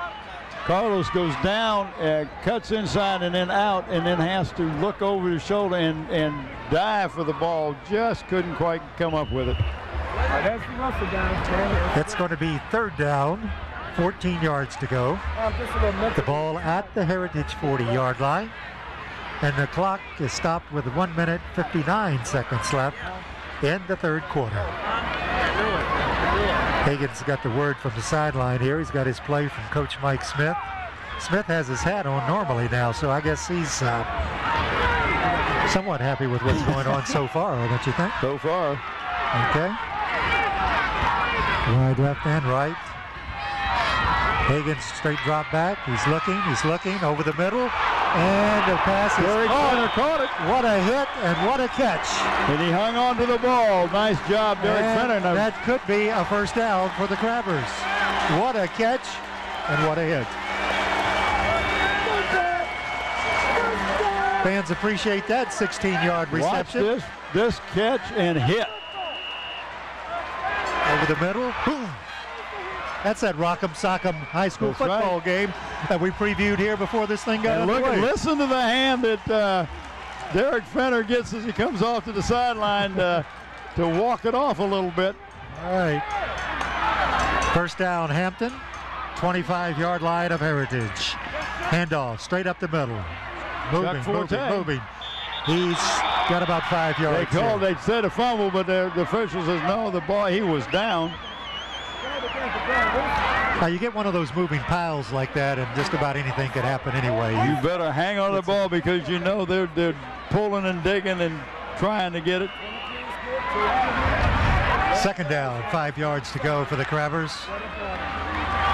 Right at 1 minute left in the 3rd quarter, with Hampton moving the ball down inside the Heritage 20-yard line. Dale Tidwell comes off as Stephen Williams goes in. He actually brought the play in. There's that handoff straight up the middle. And we got probably a hold. That's usually what's called when the flag comes flying into that position. And it went into that big pile too, didn't it? Here's referee McCullough. On the offense. Well, they had a hold there. We're going to continue with the 3rd quarter action. Here, 10 from there. Right after this brief timeout. 10 from there, Wally.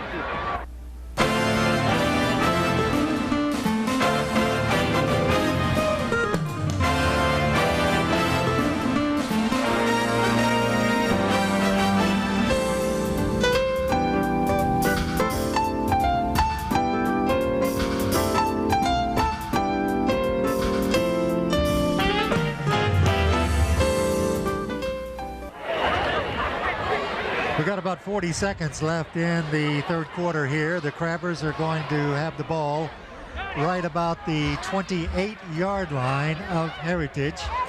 It's going to be a 2nd down and right about 14 yards to go for a Crabber first down. Set.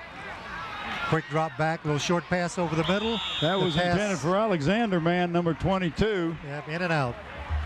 In and out of his hands. So that incompleted pass is going to stop the clock with 15 seconds left. We're going to still, let's see, we'll have a 3rd down and that 14 yards to go. Alexander Mann comes off and Derek Fenner goes back in. Yep, Derek Fenner and Hagan's got the play from the Crabber sideline. We've got Fenner going wide right. Campbell coming wide left. The slot man. That's Callaway. And 3rd down. Here we go, straight drop back pass. We're looking around. We've got a man open. That's Campbell. He's in between 2 defenders, and it's a touchdown. What a nice pass. I mean, that pass was zipped in there. A lot of mustard on that ball. Touchdown pass. Higgins to Campbell. Boy, is it going to be tough to pick the player of the game tonight. Lordy, lordy. That gives the Crabbers a 31-13 lead with just 7 seconds left in the 3rd quarter. A TD pass of 29 yards. Hagens to Campbell for the Crabbers. The point after try now by Brian Smith. There's the snap. The kick. Oh, the kick is gone awry, and it is simply no good. Well, it was a mishandle on the holder that time. I don't think Alan Johnson got the ball up high enough or got it up for Brian. Watch the replay. Watch this pass and catch. Zip the ball in and boom, right between the defenders. Right, split him right just there. Waltzed into the end zone. For 29 yards and a score of 31-13, the Hampton Crabbers in front of the Hurricanes. That touchdown pass came with 7 seconds left in the third quarter.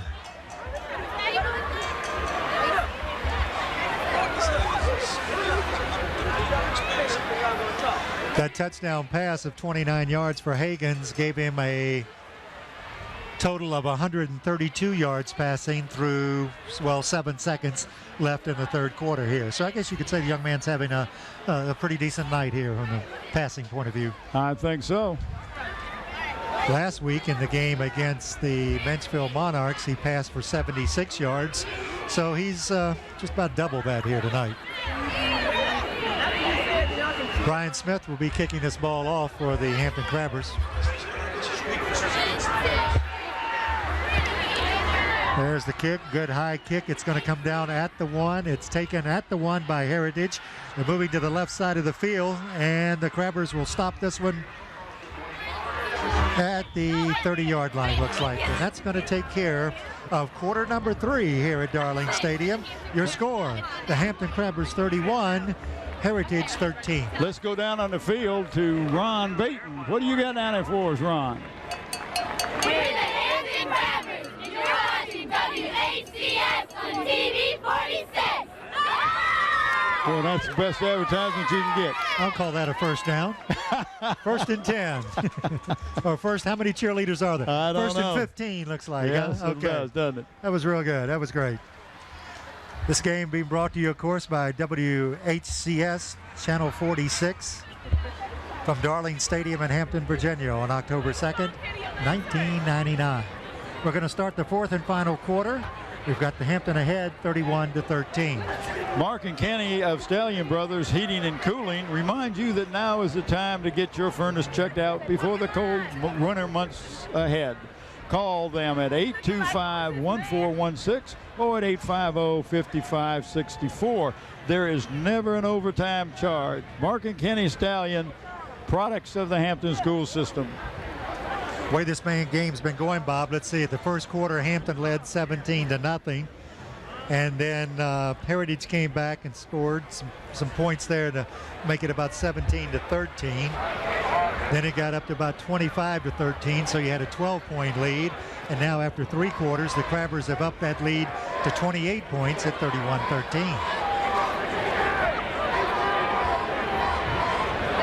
Been a hard-hitting and a relatively good contest as far as we see Billy Kennedy sitting right in the middle of your screen watching this game and enjoying this contest. I got to see Billy play a little golf the other day in the Mayor's tournament.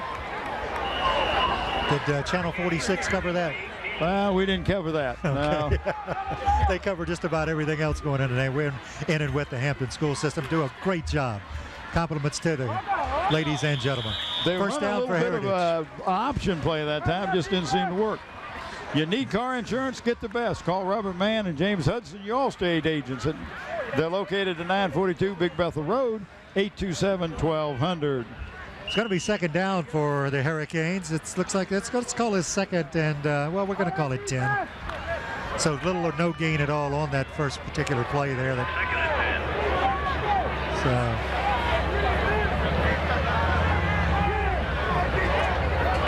Wideouts left and right. Here we go. Bodis is going to go back here. He's looking downfield. He throws a long pass down the field, and the pass is incomplete. Number 88, Jason Tillery, wants some kind of a flag from the referee. That's There's no way he's going to catch that ball anyway. That's Blackstock, excuse me. 86 Blackstock says, I want a penalty, but he's just not going to get it. No way. Watch the replay. After the game, make a trip to Zoom. Zoom's is your friendly neighborhood store. They have 5 Hampton locations. Looks like on that replay there, I guess if anything else, they could have ruled that the pass was not catchable. And, yeah, I don't know if that's a rule in high school, but there was incidental contact. I don't think that. I think they just got kind of tangled up. Then we've got third down, 3rd and 10. There's that quick pass to the right side. It's caught by 88 Tillery, and he'll move the ball after the catch up to. Oh, they're going to give him a great spot. Indeed, they are. That ball's going to be spotted at the 40-yard line. For all your printing needs, call Gira Printing at 1909 North Armstead Avenue. Printing is our only game, and we're very good at what we do. So whatever your printing needs are, give us a call, 827-8277. We're going to give him an 11-yard pickup on that pass, catch, and run. So that's going to give it a first down here for the Heritage Hurricanes. 1st and 10 at the 40-yard line. That pass to the flat, or to the that quick pass to the sideline has been their best. Oh, we got a little bit of a razzle-dazzle here. The pass coming back across the field to number 2, Mike Johnson, but it's snuffed. 11, Gunter was not fooled right there. Hampton Chevrolet urges you to support your community by giving to the Peninsula United Way campaign. So all that ended up being, let's see, a 10-yard loss. It's going to be 2nd down. The ball at the 30-yard line. 2nd and 20 yards to go. Here's your replay on this. Just a throwback. Go one way and throw it the other way. And that is a lateral, too. That just, that didn't look good from the start, did it? No, and it lost, looks like it lost 10 yards on that play. Indeed it did. It's 2nd and 20. Brodus under center. Gonna get a little blitz action from Hampton, looks like. Brodus is going to move around, try to get some time and space, and he's going to be dropped for another loss. Oh, 64 did a great job. Robbie Robinson has been outstanding on defense tonight. Has just did a great job. We have an injured player on the field. Looks like one of the Hurricanes is shaken up. Looks like Brodus. Watch the replay here as Robbie Robinson comes in, number 64, right there. He says, I'm not going to be fooled by it, but I'm going to make the tackle. And he kind of twisted him as he made the tackle. It was a clean tackle, but a loss of another 10 yards. And if you lost your quarterback, you're really hurting if you're the Hurricanes. Let's hope it's not a serious injury.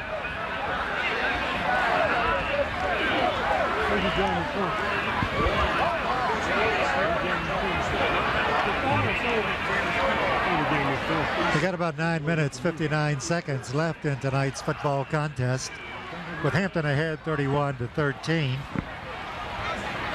Oh, man, what a nice game. We're off next week. We were going to do the Bethel Heritage game, but instead we did the Bethel Woodside game this afternoon, where the Bethel Bruins were victorious at a 14-2 score. But we will be back here at Darling Stadium Friday, October the 15th, where Phoebus will play the Bethel Bruins. And then on the 22nd, we'll have these Hampton Crabbers playing the Kecoughtan Warriors. And then on the 29th, Phoebus plays the Hampton Crabbers. So we've got a week off and then 3 more games. Okay. And your sidekick Tim will be back with you at that time, right? Man, I mean, I tell you, we got a second here. I appreciate you coming in and working. And I looked at you. You got the same haircut that Tim does. You got about, looks like about 60 pounds less and no beard. I said we have a slim trim Tim. It's hard to say that 3 times fast, but Marshall, we appreciate you coming out here tonight and helping us out, and it's been a great experience working with you. My pleasure. I'm more than happy to be here. I was going to watch this game from row 20, seat number 12. Channel 46 called and said, hey, would you like to do the ball game? And I said, oh, well, I'm going to get number 1 playing number 9. Yeah, I think I'll come up and do the game. And not only that, but you're going to have a better seat. Exactly. Not anybody standing up in front of you, nobody pushing and shoving you. We got a new quarterback in there. Would you get his number? 3rd down and 30 yards to go. That's number 10. Number 10 is Jason Cook. And he throws a pass out to the right-hand side. Pass intended for Eric Sidney. It's incomplete. It's going to be a 4th down. Well, that brings up a punting situation.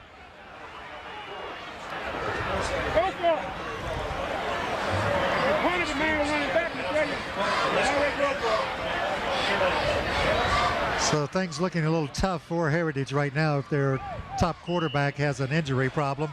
A sub has to come in here and faces a 28-point deficit. And plus he faced a 3rd down and 30 yards to go. So that was almost impossible to pick up. Indeed it was. We're back to punt. And Brooks gets it off. It's a low line drive type kick. Campbell watches it bounce out of bounds at the Hampton 48-yard line. 9 minutes, 30 seconds left in the 4th quarter of the Hampton Heritage game. Hampton ahead 31-13 after a 30-yard or 32-yard punt. Hampton's going to take over the ball 1st and 10. Wow, it's going to be hard to pick the player of the game tonight.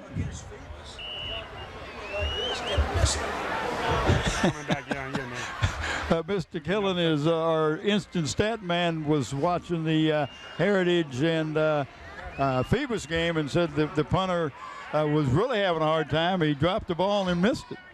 Didn't even get a foot on it. So their kicking game has not been too good. Hagen's on a keeper, and he's going to break this. He's down to the 20, the 10, the 5, and he's out of bounds. Now they're saying at the 5-yard line. Made a little fake up into the line, and he took off straight up the middle. I'm impressed with Eric Sidney's speed.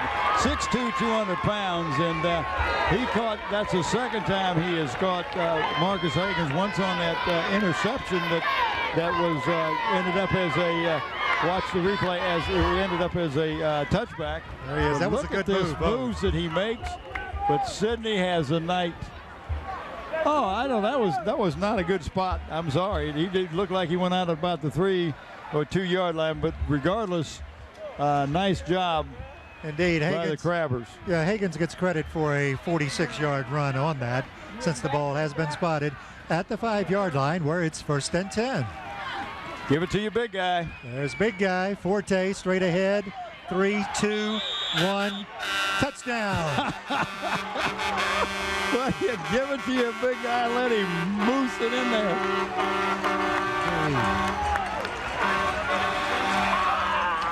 So a 5-yard touchdown run by Chuck Forte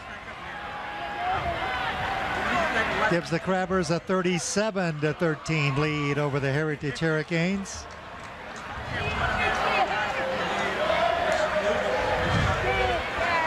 We're going to have the extra point tried now by Brian Smith.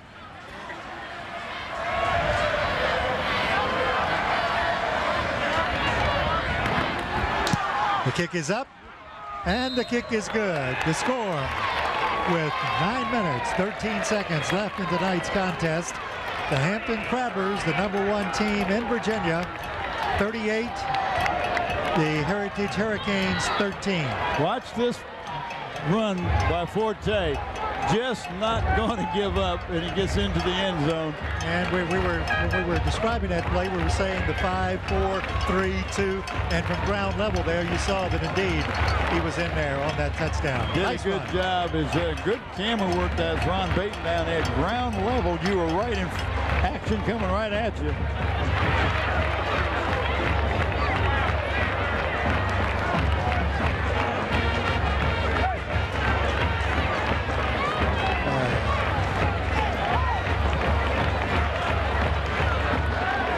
And I look across the field here. Looks like some of the Heritage supporters have decided it may be time to get on Interstate 64. Beat the rush. And get on home to Newport News. And also some of the Crabber fans are thinking, well, this one may be history. Well, we still got 9 minutes and 13 seconds to go in the game. It's never over until it's over. I think that was Yogi Berra said that, right? I think so. Here we go. Brian Smith on the kickoff for the Crabbers. Pooches one high in the air. It's going to come down right about the 22, 23-yard line. Fair catch was called. And that's as good a punt kickoff as you're going to get. That's about a 38-yarder. Well, you're inside the 25. No run back. They've been very good at running the ball back. They really do a good job of blocking on special teams on the kickoff returns. It's going to be Heritage ball, 1st and 10 from the 23-yard line. Who we got a 23. quarterback? We got, still have number 10, Jason Cook. Jason Cook tries a handoff here, but there's nowhere to go. Number 1, Corey Rouser on the carry, just simply nowhere to go because of the Crabber D. Didn't see who made the stop, but you got to look at that. Would look like it might have been Raymond Mann. I'm not sure if it was him or not. Might have been a lineman. Number 67 comes in for Robinson. 67 being Leonard Johnson. Yep. Boy, you talk about somebody we've talked about a lot tonight, Robbie Robinson, Orlando Robinson. Let's go get him.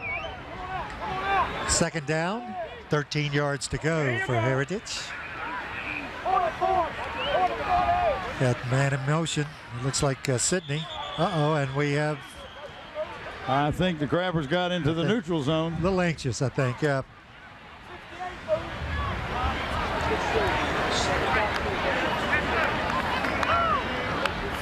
Move that time, ref. If the call is going to be against the Crabbers, we're going to come up with about a 2nd and 8 here, but let's see for sure.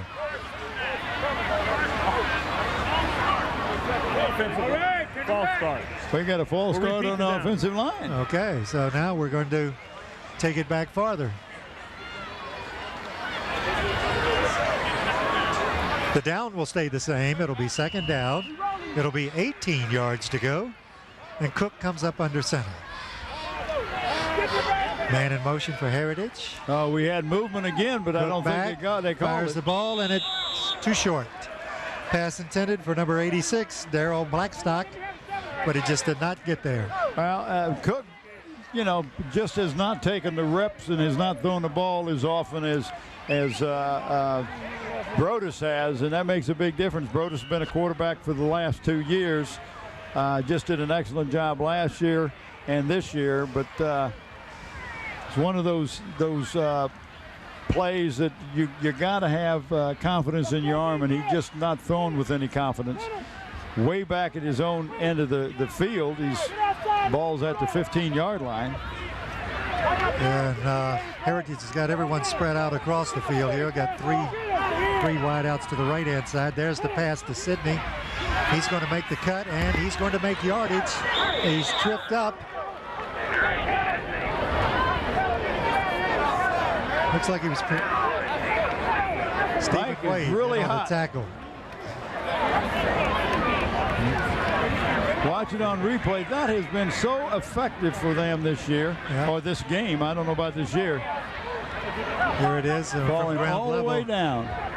That's number 44, Eric Sidney, on the move, but the Crabbers will make the stop here after a gain of 16 yards. You got 4th down, but you got 4th and short. Indeed you do. You've got 4th down, 2 yards to go. The ball at their own 31-yard line. There's a quick, almost a lateral back to Sidney again. He's going to try to pick up the 1st down and is not. He's not going to get it. Ball going to go over to the Crabbers.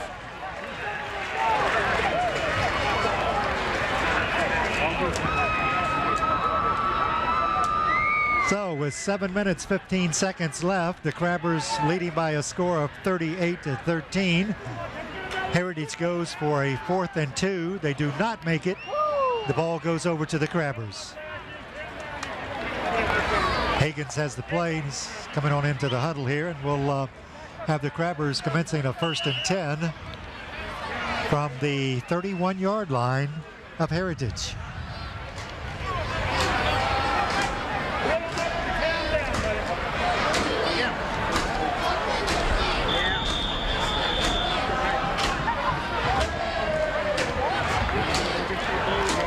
Oh, looks like we have a timeout. The Hurricanes call timeout. Well, they got to do some grouping here. You're going to get beat. It's pretty obvious that you're not going to score 25 points in the next 7 minutes. Again, that's, you're talking over 4 scores. And what you're trying to do is, regroup on defense, try to get some positives to come out of this game and go on to next week's contest. This is not the end of the season for the Hurricanes by any stretch of the imagination. They're Division 5, and it's very possible that they could make it to the Division 5 playoffs, as well could the Crabbers and the Phoebus Phantoms. So we got 3 teams again from the Peninsula District that has a chance to get to the playoffs. Interesting thing is, I was looking over some of the stats very quickly. All the scoring for Hampton, they've scored once on the ground, and everything else has come through the air. Very interesting. Forte's touchdown was the only one in the ground. This last touchdown. Two of them. I'm sorry, I missed it. You got to keep me on my toes here. Well, I don't. Yeah, so right. Marcus Hagen's had one that right up the middle. That's true. Yeah. So there was 2 of them on the ground. I wasn't the last one and the first. I was just saying the one I remembered it. Up to this point, the last one and the first one. Okay. Clock's ticking now. We're about 6:50 away from the end of this contest. 38-13, Hampton over Heritage. I want to thank Mick McCooley and his crew for doing a good job tonight. This has been a stretch for Mick. Mick, this is not his normal crew. He had to substitute in, and this crew has done a remarkable job. 2nd and 7 for the Crabbers. There's the handoff, and they're going to pick up probably real close to the first down if they didn't get it. Yeah, I believe it's close enough they're going to look at it anyway. I would say it looks like they got it if the... they're going to spot it just a little shy. Yeah, we're going to look at it. Yeah, let's take a look at it here. Mr. McCullough says, I've got a little age on me now. Bring those chains across the field here. That's like us up here trying to squint and see, right? Yeah, there's no way. Now Tim was up here. He would be telling you it's 2 inches short. He's old eagle eye.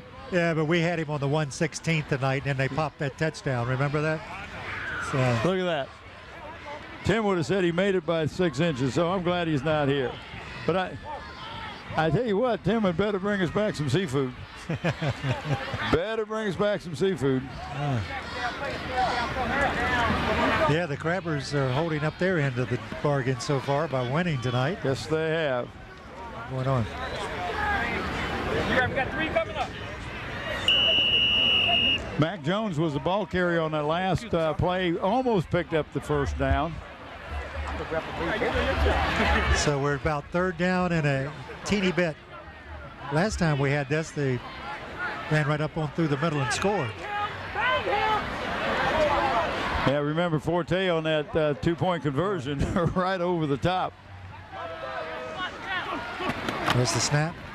Fake the initial dive, and he's caught behind the line of scrimmage. Higgins is caught right there by number 12, Kente Blunt.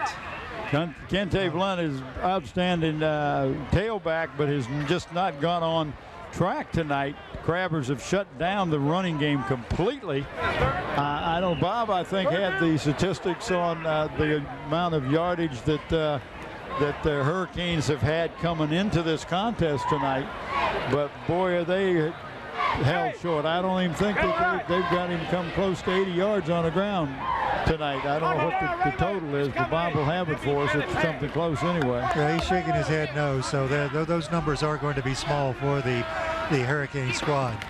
Snap from center and straight handoff up the middle for the Crabbers. We're down to the 9, maybe the 8-yard line.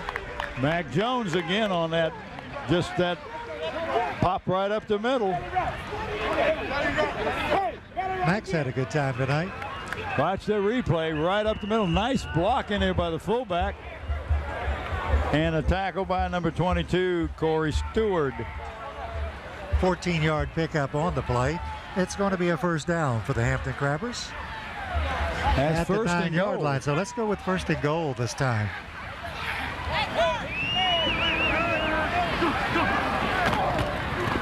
Hand off right over the guard slot, and we're down to the 5-yard line. It looked like Mac Jones again, if I'm not mistaken. Little slow getting up. Yeah. And that was Mac. He's all right. He's all right. Yeah. But he's going to come out. May have fallen on the ball. Gunter's going to go in. So we're at the 5-yard line now. 2nd down and goal. The Crabbers threatening to cross that goal line again here against Heritage. Mac Jones has 11 carries for 88 yards. That's a nice 8-yard per carry figure, isn't it? It sure is. Boy, that's sweet.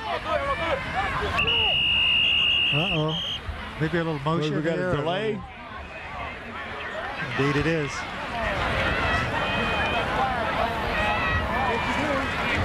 So it'll be 2nd and goal from the 10 instead of 2nd and goal from the 5. Dead ball. Delay of the game. Delay of the game offense. 5 yards. Feet to down. 2nd down. Raymond Mann almost stepped on Mick. Mick, you got to be careful out there. Say we have to make the play down too. There it is. It's a touchdown. Forte again. Forte went inside. Maybe a step or two to the left side. Ended up going across the goal line. A bit of a misdirection, I guess you want to call it. And it's 6 points for the Hampton Crabbers. Well, whatever you call it is a touchdown.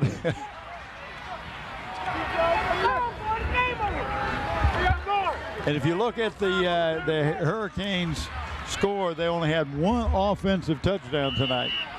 The other one was a covered fumble in the end zone. Again, we must have 12 men on the line of scrimmage. Somebody's getting their assignment there. Am I on the kicking team or the kickoff team or the extra point team? 5-yard penalty. And that's called illegal substitution.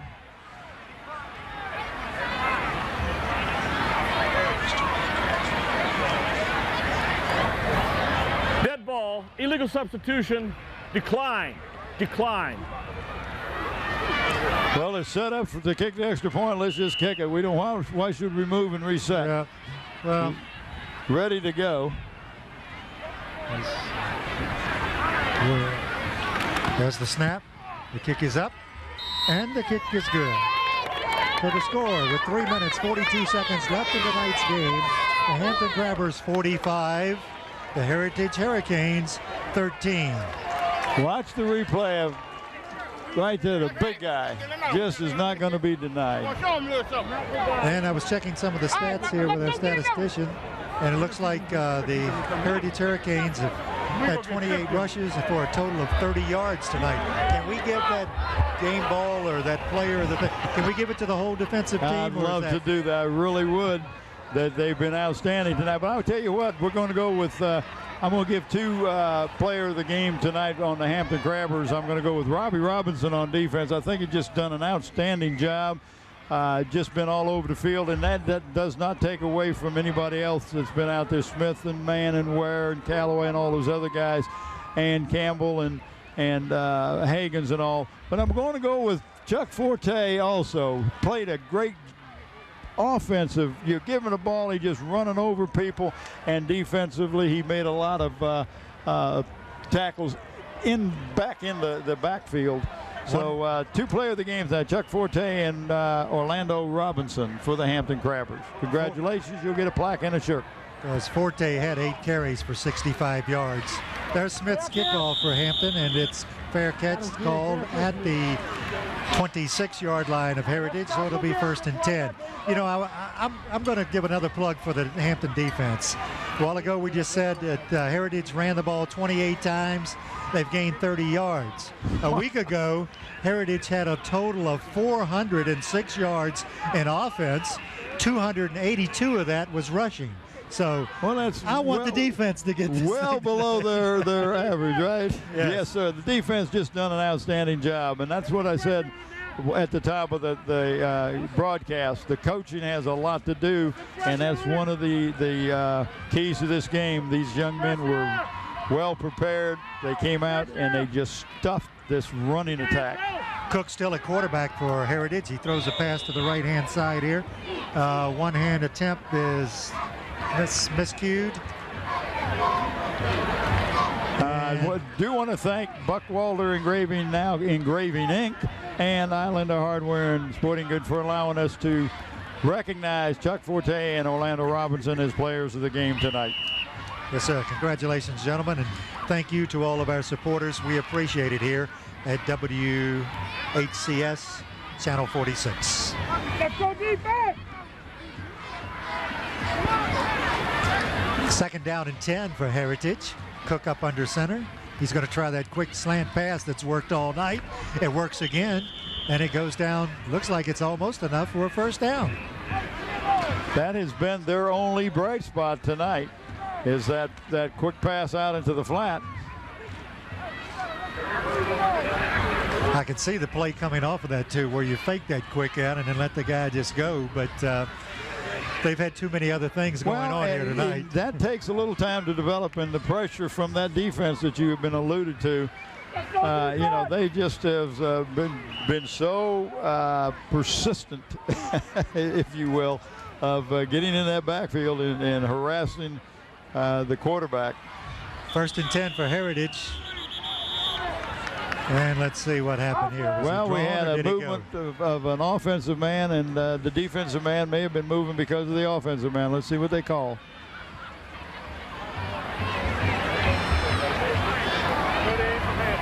Dead ball, encroachment, defense. Yeah, and that's very possible. He was in the neutral zone before the offensive man moved. That happens occasionally. That'll bring up a 1st and 5. For Heritage, 3 minutes, 30 seconds left in tonight's game.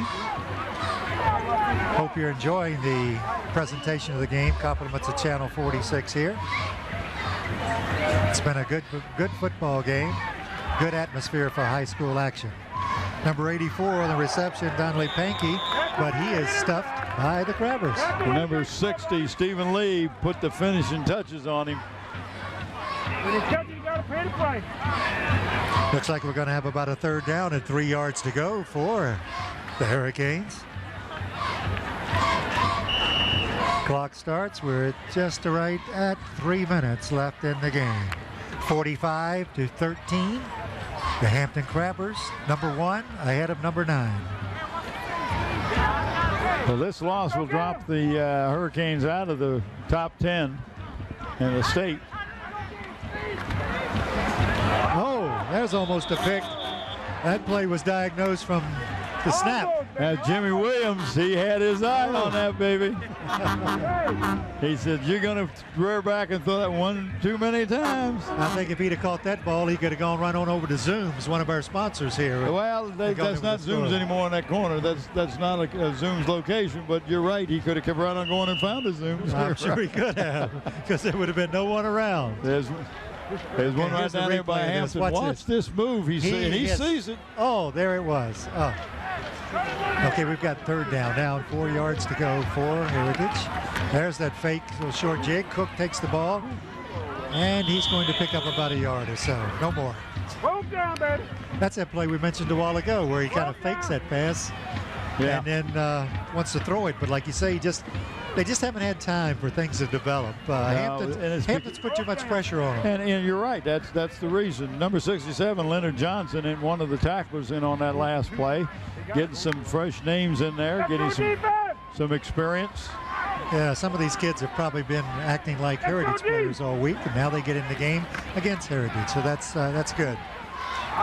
Number 2, Mike Johnson, on trying to sweep around the right-hand side on that 4th down, but Jimmy no way. Williams again. You got to get no score, you know. Well, that'll turn the ball over to the Crabbers. Yep, we're just about 2 minutes and 1 second away from finalizing this football game. Hampton's winning 45-13, and they just snuffed the 4th down try by Heritage. So the Crabbers will take over the ball, 1st and 10. Now, how important was that? Line. They had a 1st and 5, Marshall. Put it in half. They started 1st and 5 and could not pick up 5 yards. Bob, I'm going to argue with you again about the defense. See, all of those guys on the defense should be getting the award tonight. These guys have played a great game. I just don't think that we get that many plaques and shirts from these people. We don't want to bankrupt them. First down, a handoff straight ahead for the Crabbers, and we're going to get about 7 yards on that. Chuck Forte, that's going to give him, we're going to add to his yardage here. He had 8 for 65. We're going to go with something like 9 for about 73 right now, looks like. Watch that come straight ahead. Number 43 for the Crabbers, Stephen Wyatt, a running back, just a sophomore, comes into the backfield for the Crabbers. Yeah. Second down. 2nd and 3. There's the handoff. And he's going to get, we might give him 2 yards on this. That was one of those clean jerseys, wasn't it? Yes, the young man getting a chance to play here. That's number 43, young man I just alluded to. Stephen Wyatt. I know he's proud to be in there. We're happy to see him in there. Yeah, little number 41 comes in. Raymer Lassiter, 5'5", 121 pounds. And another sophomore. And he's come out wide to the right here, hasn't he? Ball on the 33, 3rd down, handoff up the middle, it's open. And we're going to go down 2, or right at the 20-yard line for a first down. Chuck Forte on the carry again, just being a bull out there. You know, it's amazing how much yardage that the Hampton Crabbers have picked up running the ball against this highly thought of defense by the Hurricanes, and just Hurricanes have not been able to stop the Hampton running game or the passing game. But the Hampton defense has just shut down the running game of the Hurricanes tonight. And Forte's numbers keep going up. 10 carries, 84 yards. There's a handoff to Wyatt, number 43, Stephen Wyatt. And that should be it. And that's it, ladies and gentlemen. The end of the game. The final score, the Hampton Crabbers 45, the Heritage Hurricanes 13. Tonight's broadcast has been underwritten by the following: Hampton AAA at 1073 West Country Boulevard in Hampton. Zoom Sitco with 5 Hampton's locations. When gearing up for your next print job, call Gear Up. All-State agents Robert Mann and James Hudson, and in part by Wood Funeral Home. Richard Pulley is the managing director, and in part also by the Stallion Brothers Heating and Cooling at 825-1416 or 850-5564. We always answer the phone. We are never away from the phone. Your final thoughts? Great football game. When we got here tonight, we said, hey, this is going to be a good game. Indeed it was. It was a good, clean, hard-fought football game.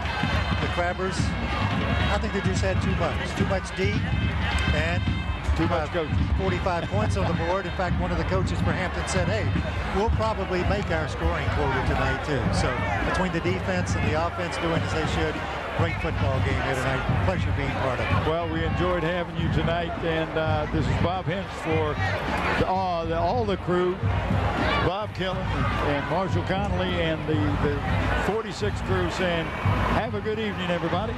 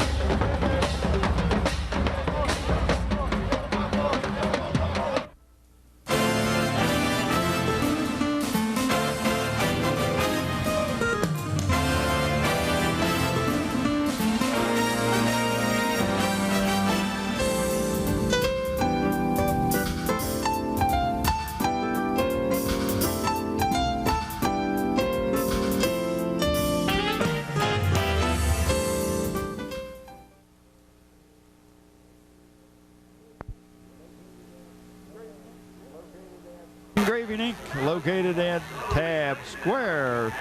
And the shirt comes from Island Hardware Sporting Goods, located in Pocosin.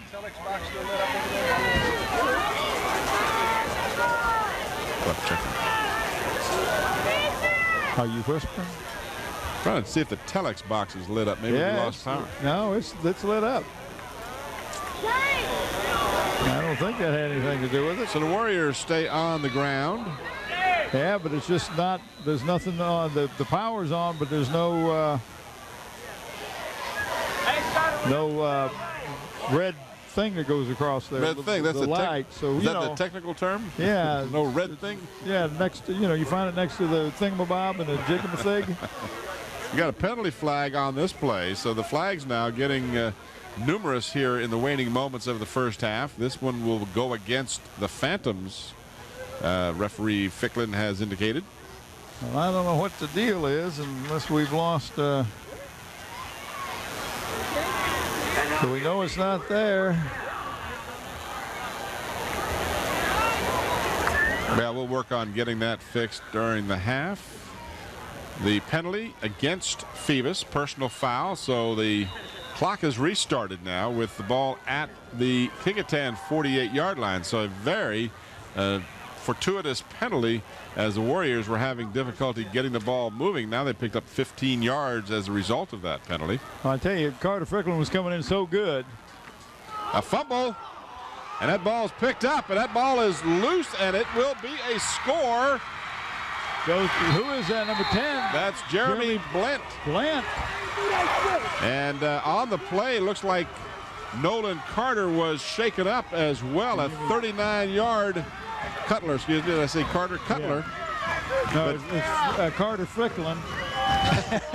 This is Nolan Cutler who fumbled the ball, and Blent returned it 39 yards for a Phoebus touchdown.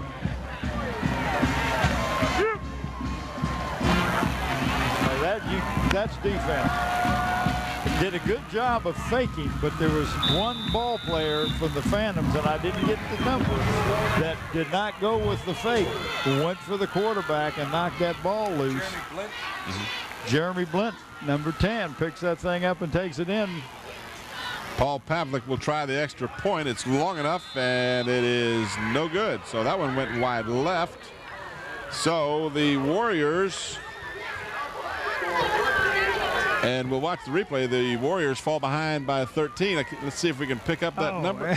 Still didn't get it. Maybe we can watch it one more time, and we'll see who tackled the quarterback and caused that fumble to occur.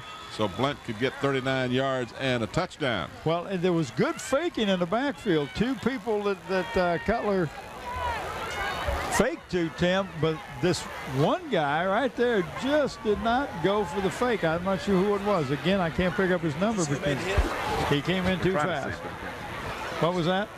Bobby was asking me, can we see who made the hit? And I said, we just couldn't quite pick it up. Maybe they can pick it up in the truck if they can slow it down long enough. It happens so quickly. Yeah, you almost have to pick the number up at the beginning of the play. See if we can pick it up real slowly here. Now watch this good handoff right there. There he is, number looks 34. Like 34. All right. Joe Lewis. Good job, Joe. That's right. Hey, Scotty, our eyes aren't as young as they used to be. You have to slow it down so we can see it. That's right. So Joe Lewis shook that ball loose, and Blent did the rest. 39 yards, and it gives the Phantoms, with 1:22 left in the half, a 13-0 lead. Anderson will field the kickoff at the 19-yard line. This is Manny Anderson down the far sideline across the 35, and it'll be Warrior ball at the 35. Who does that look like? Number 4 making a stop? Yeah, it was. Number 4, Michael Norwood, making the stop. 16-yard return on the kickoff. So the Warriors, who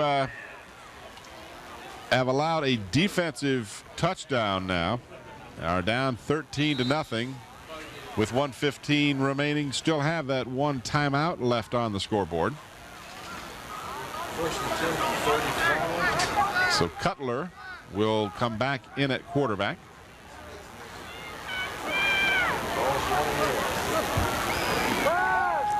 In the pocket, wants to throw in a crowd, and it's picked off by, you got it again, Joe Lewis, number 34. I'll tell you what.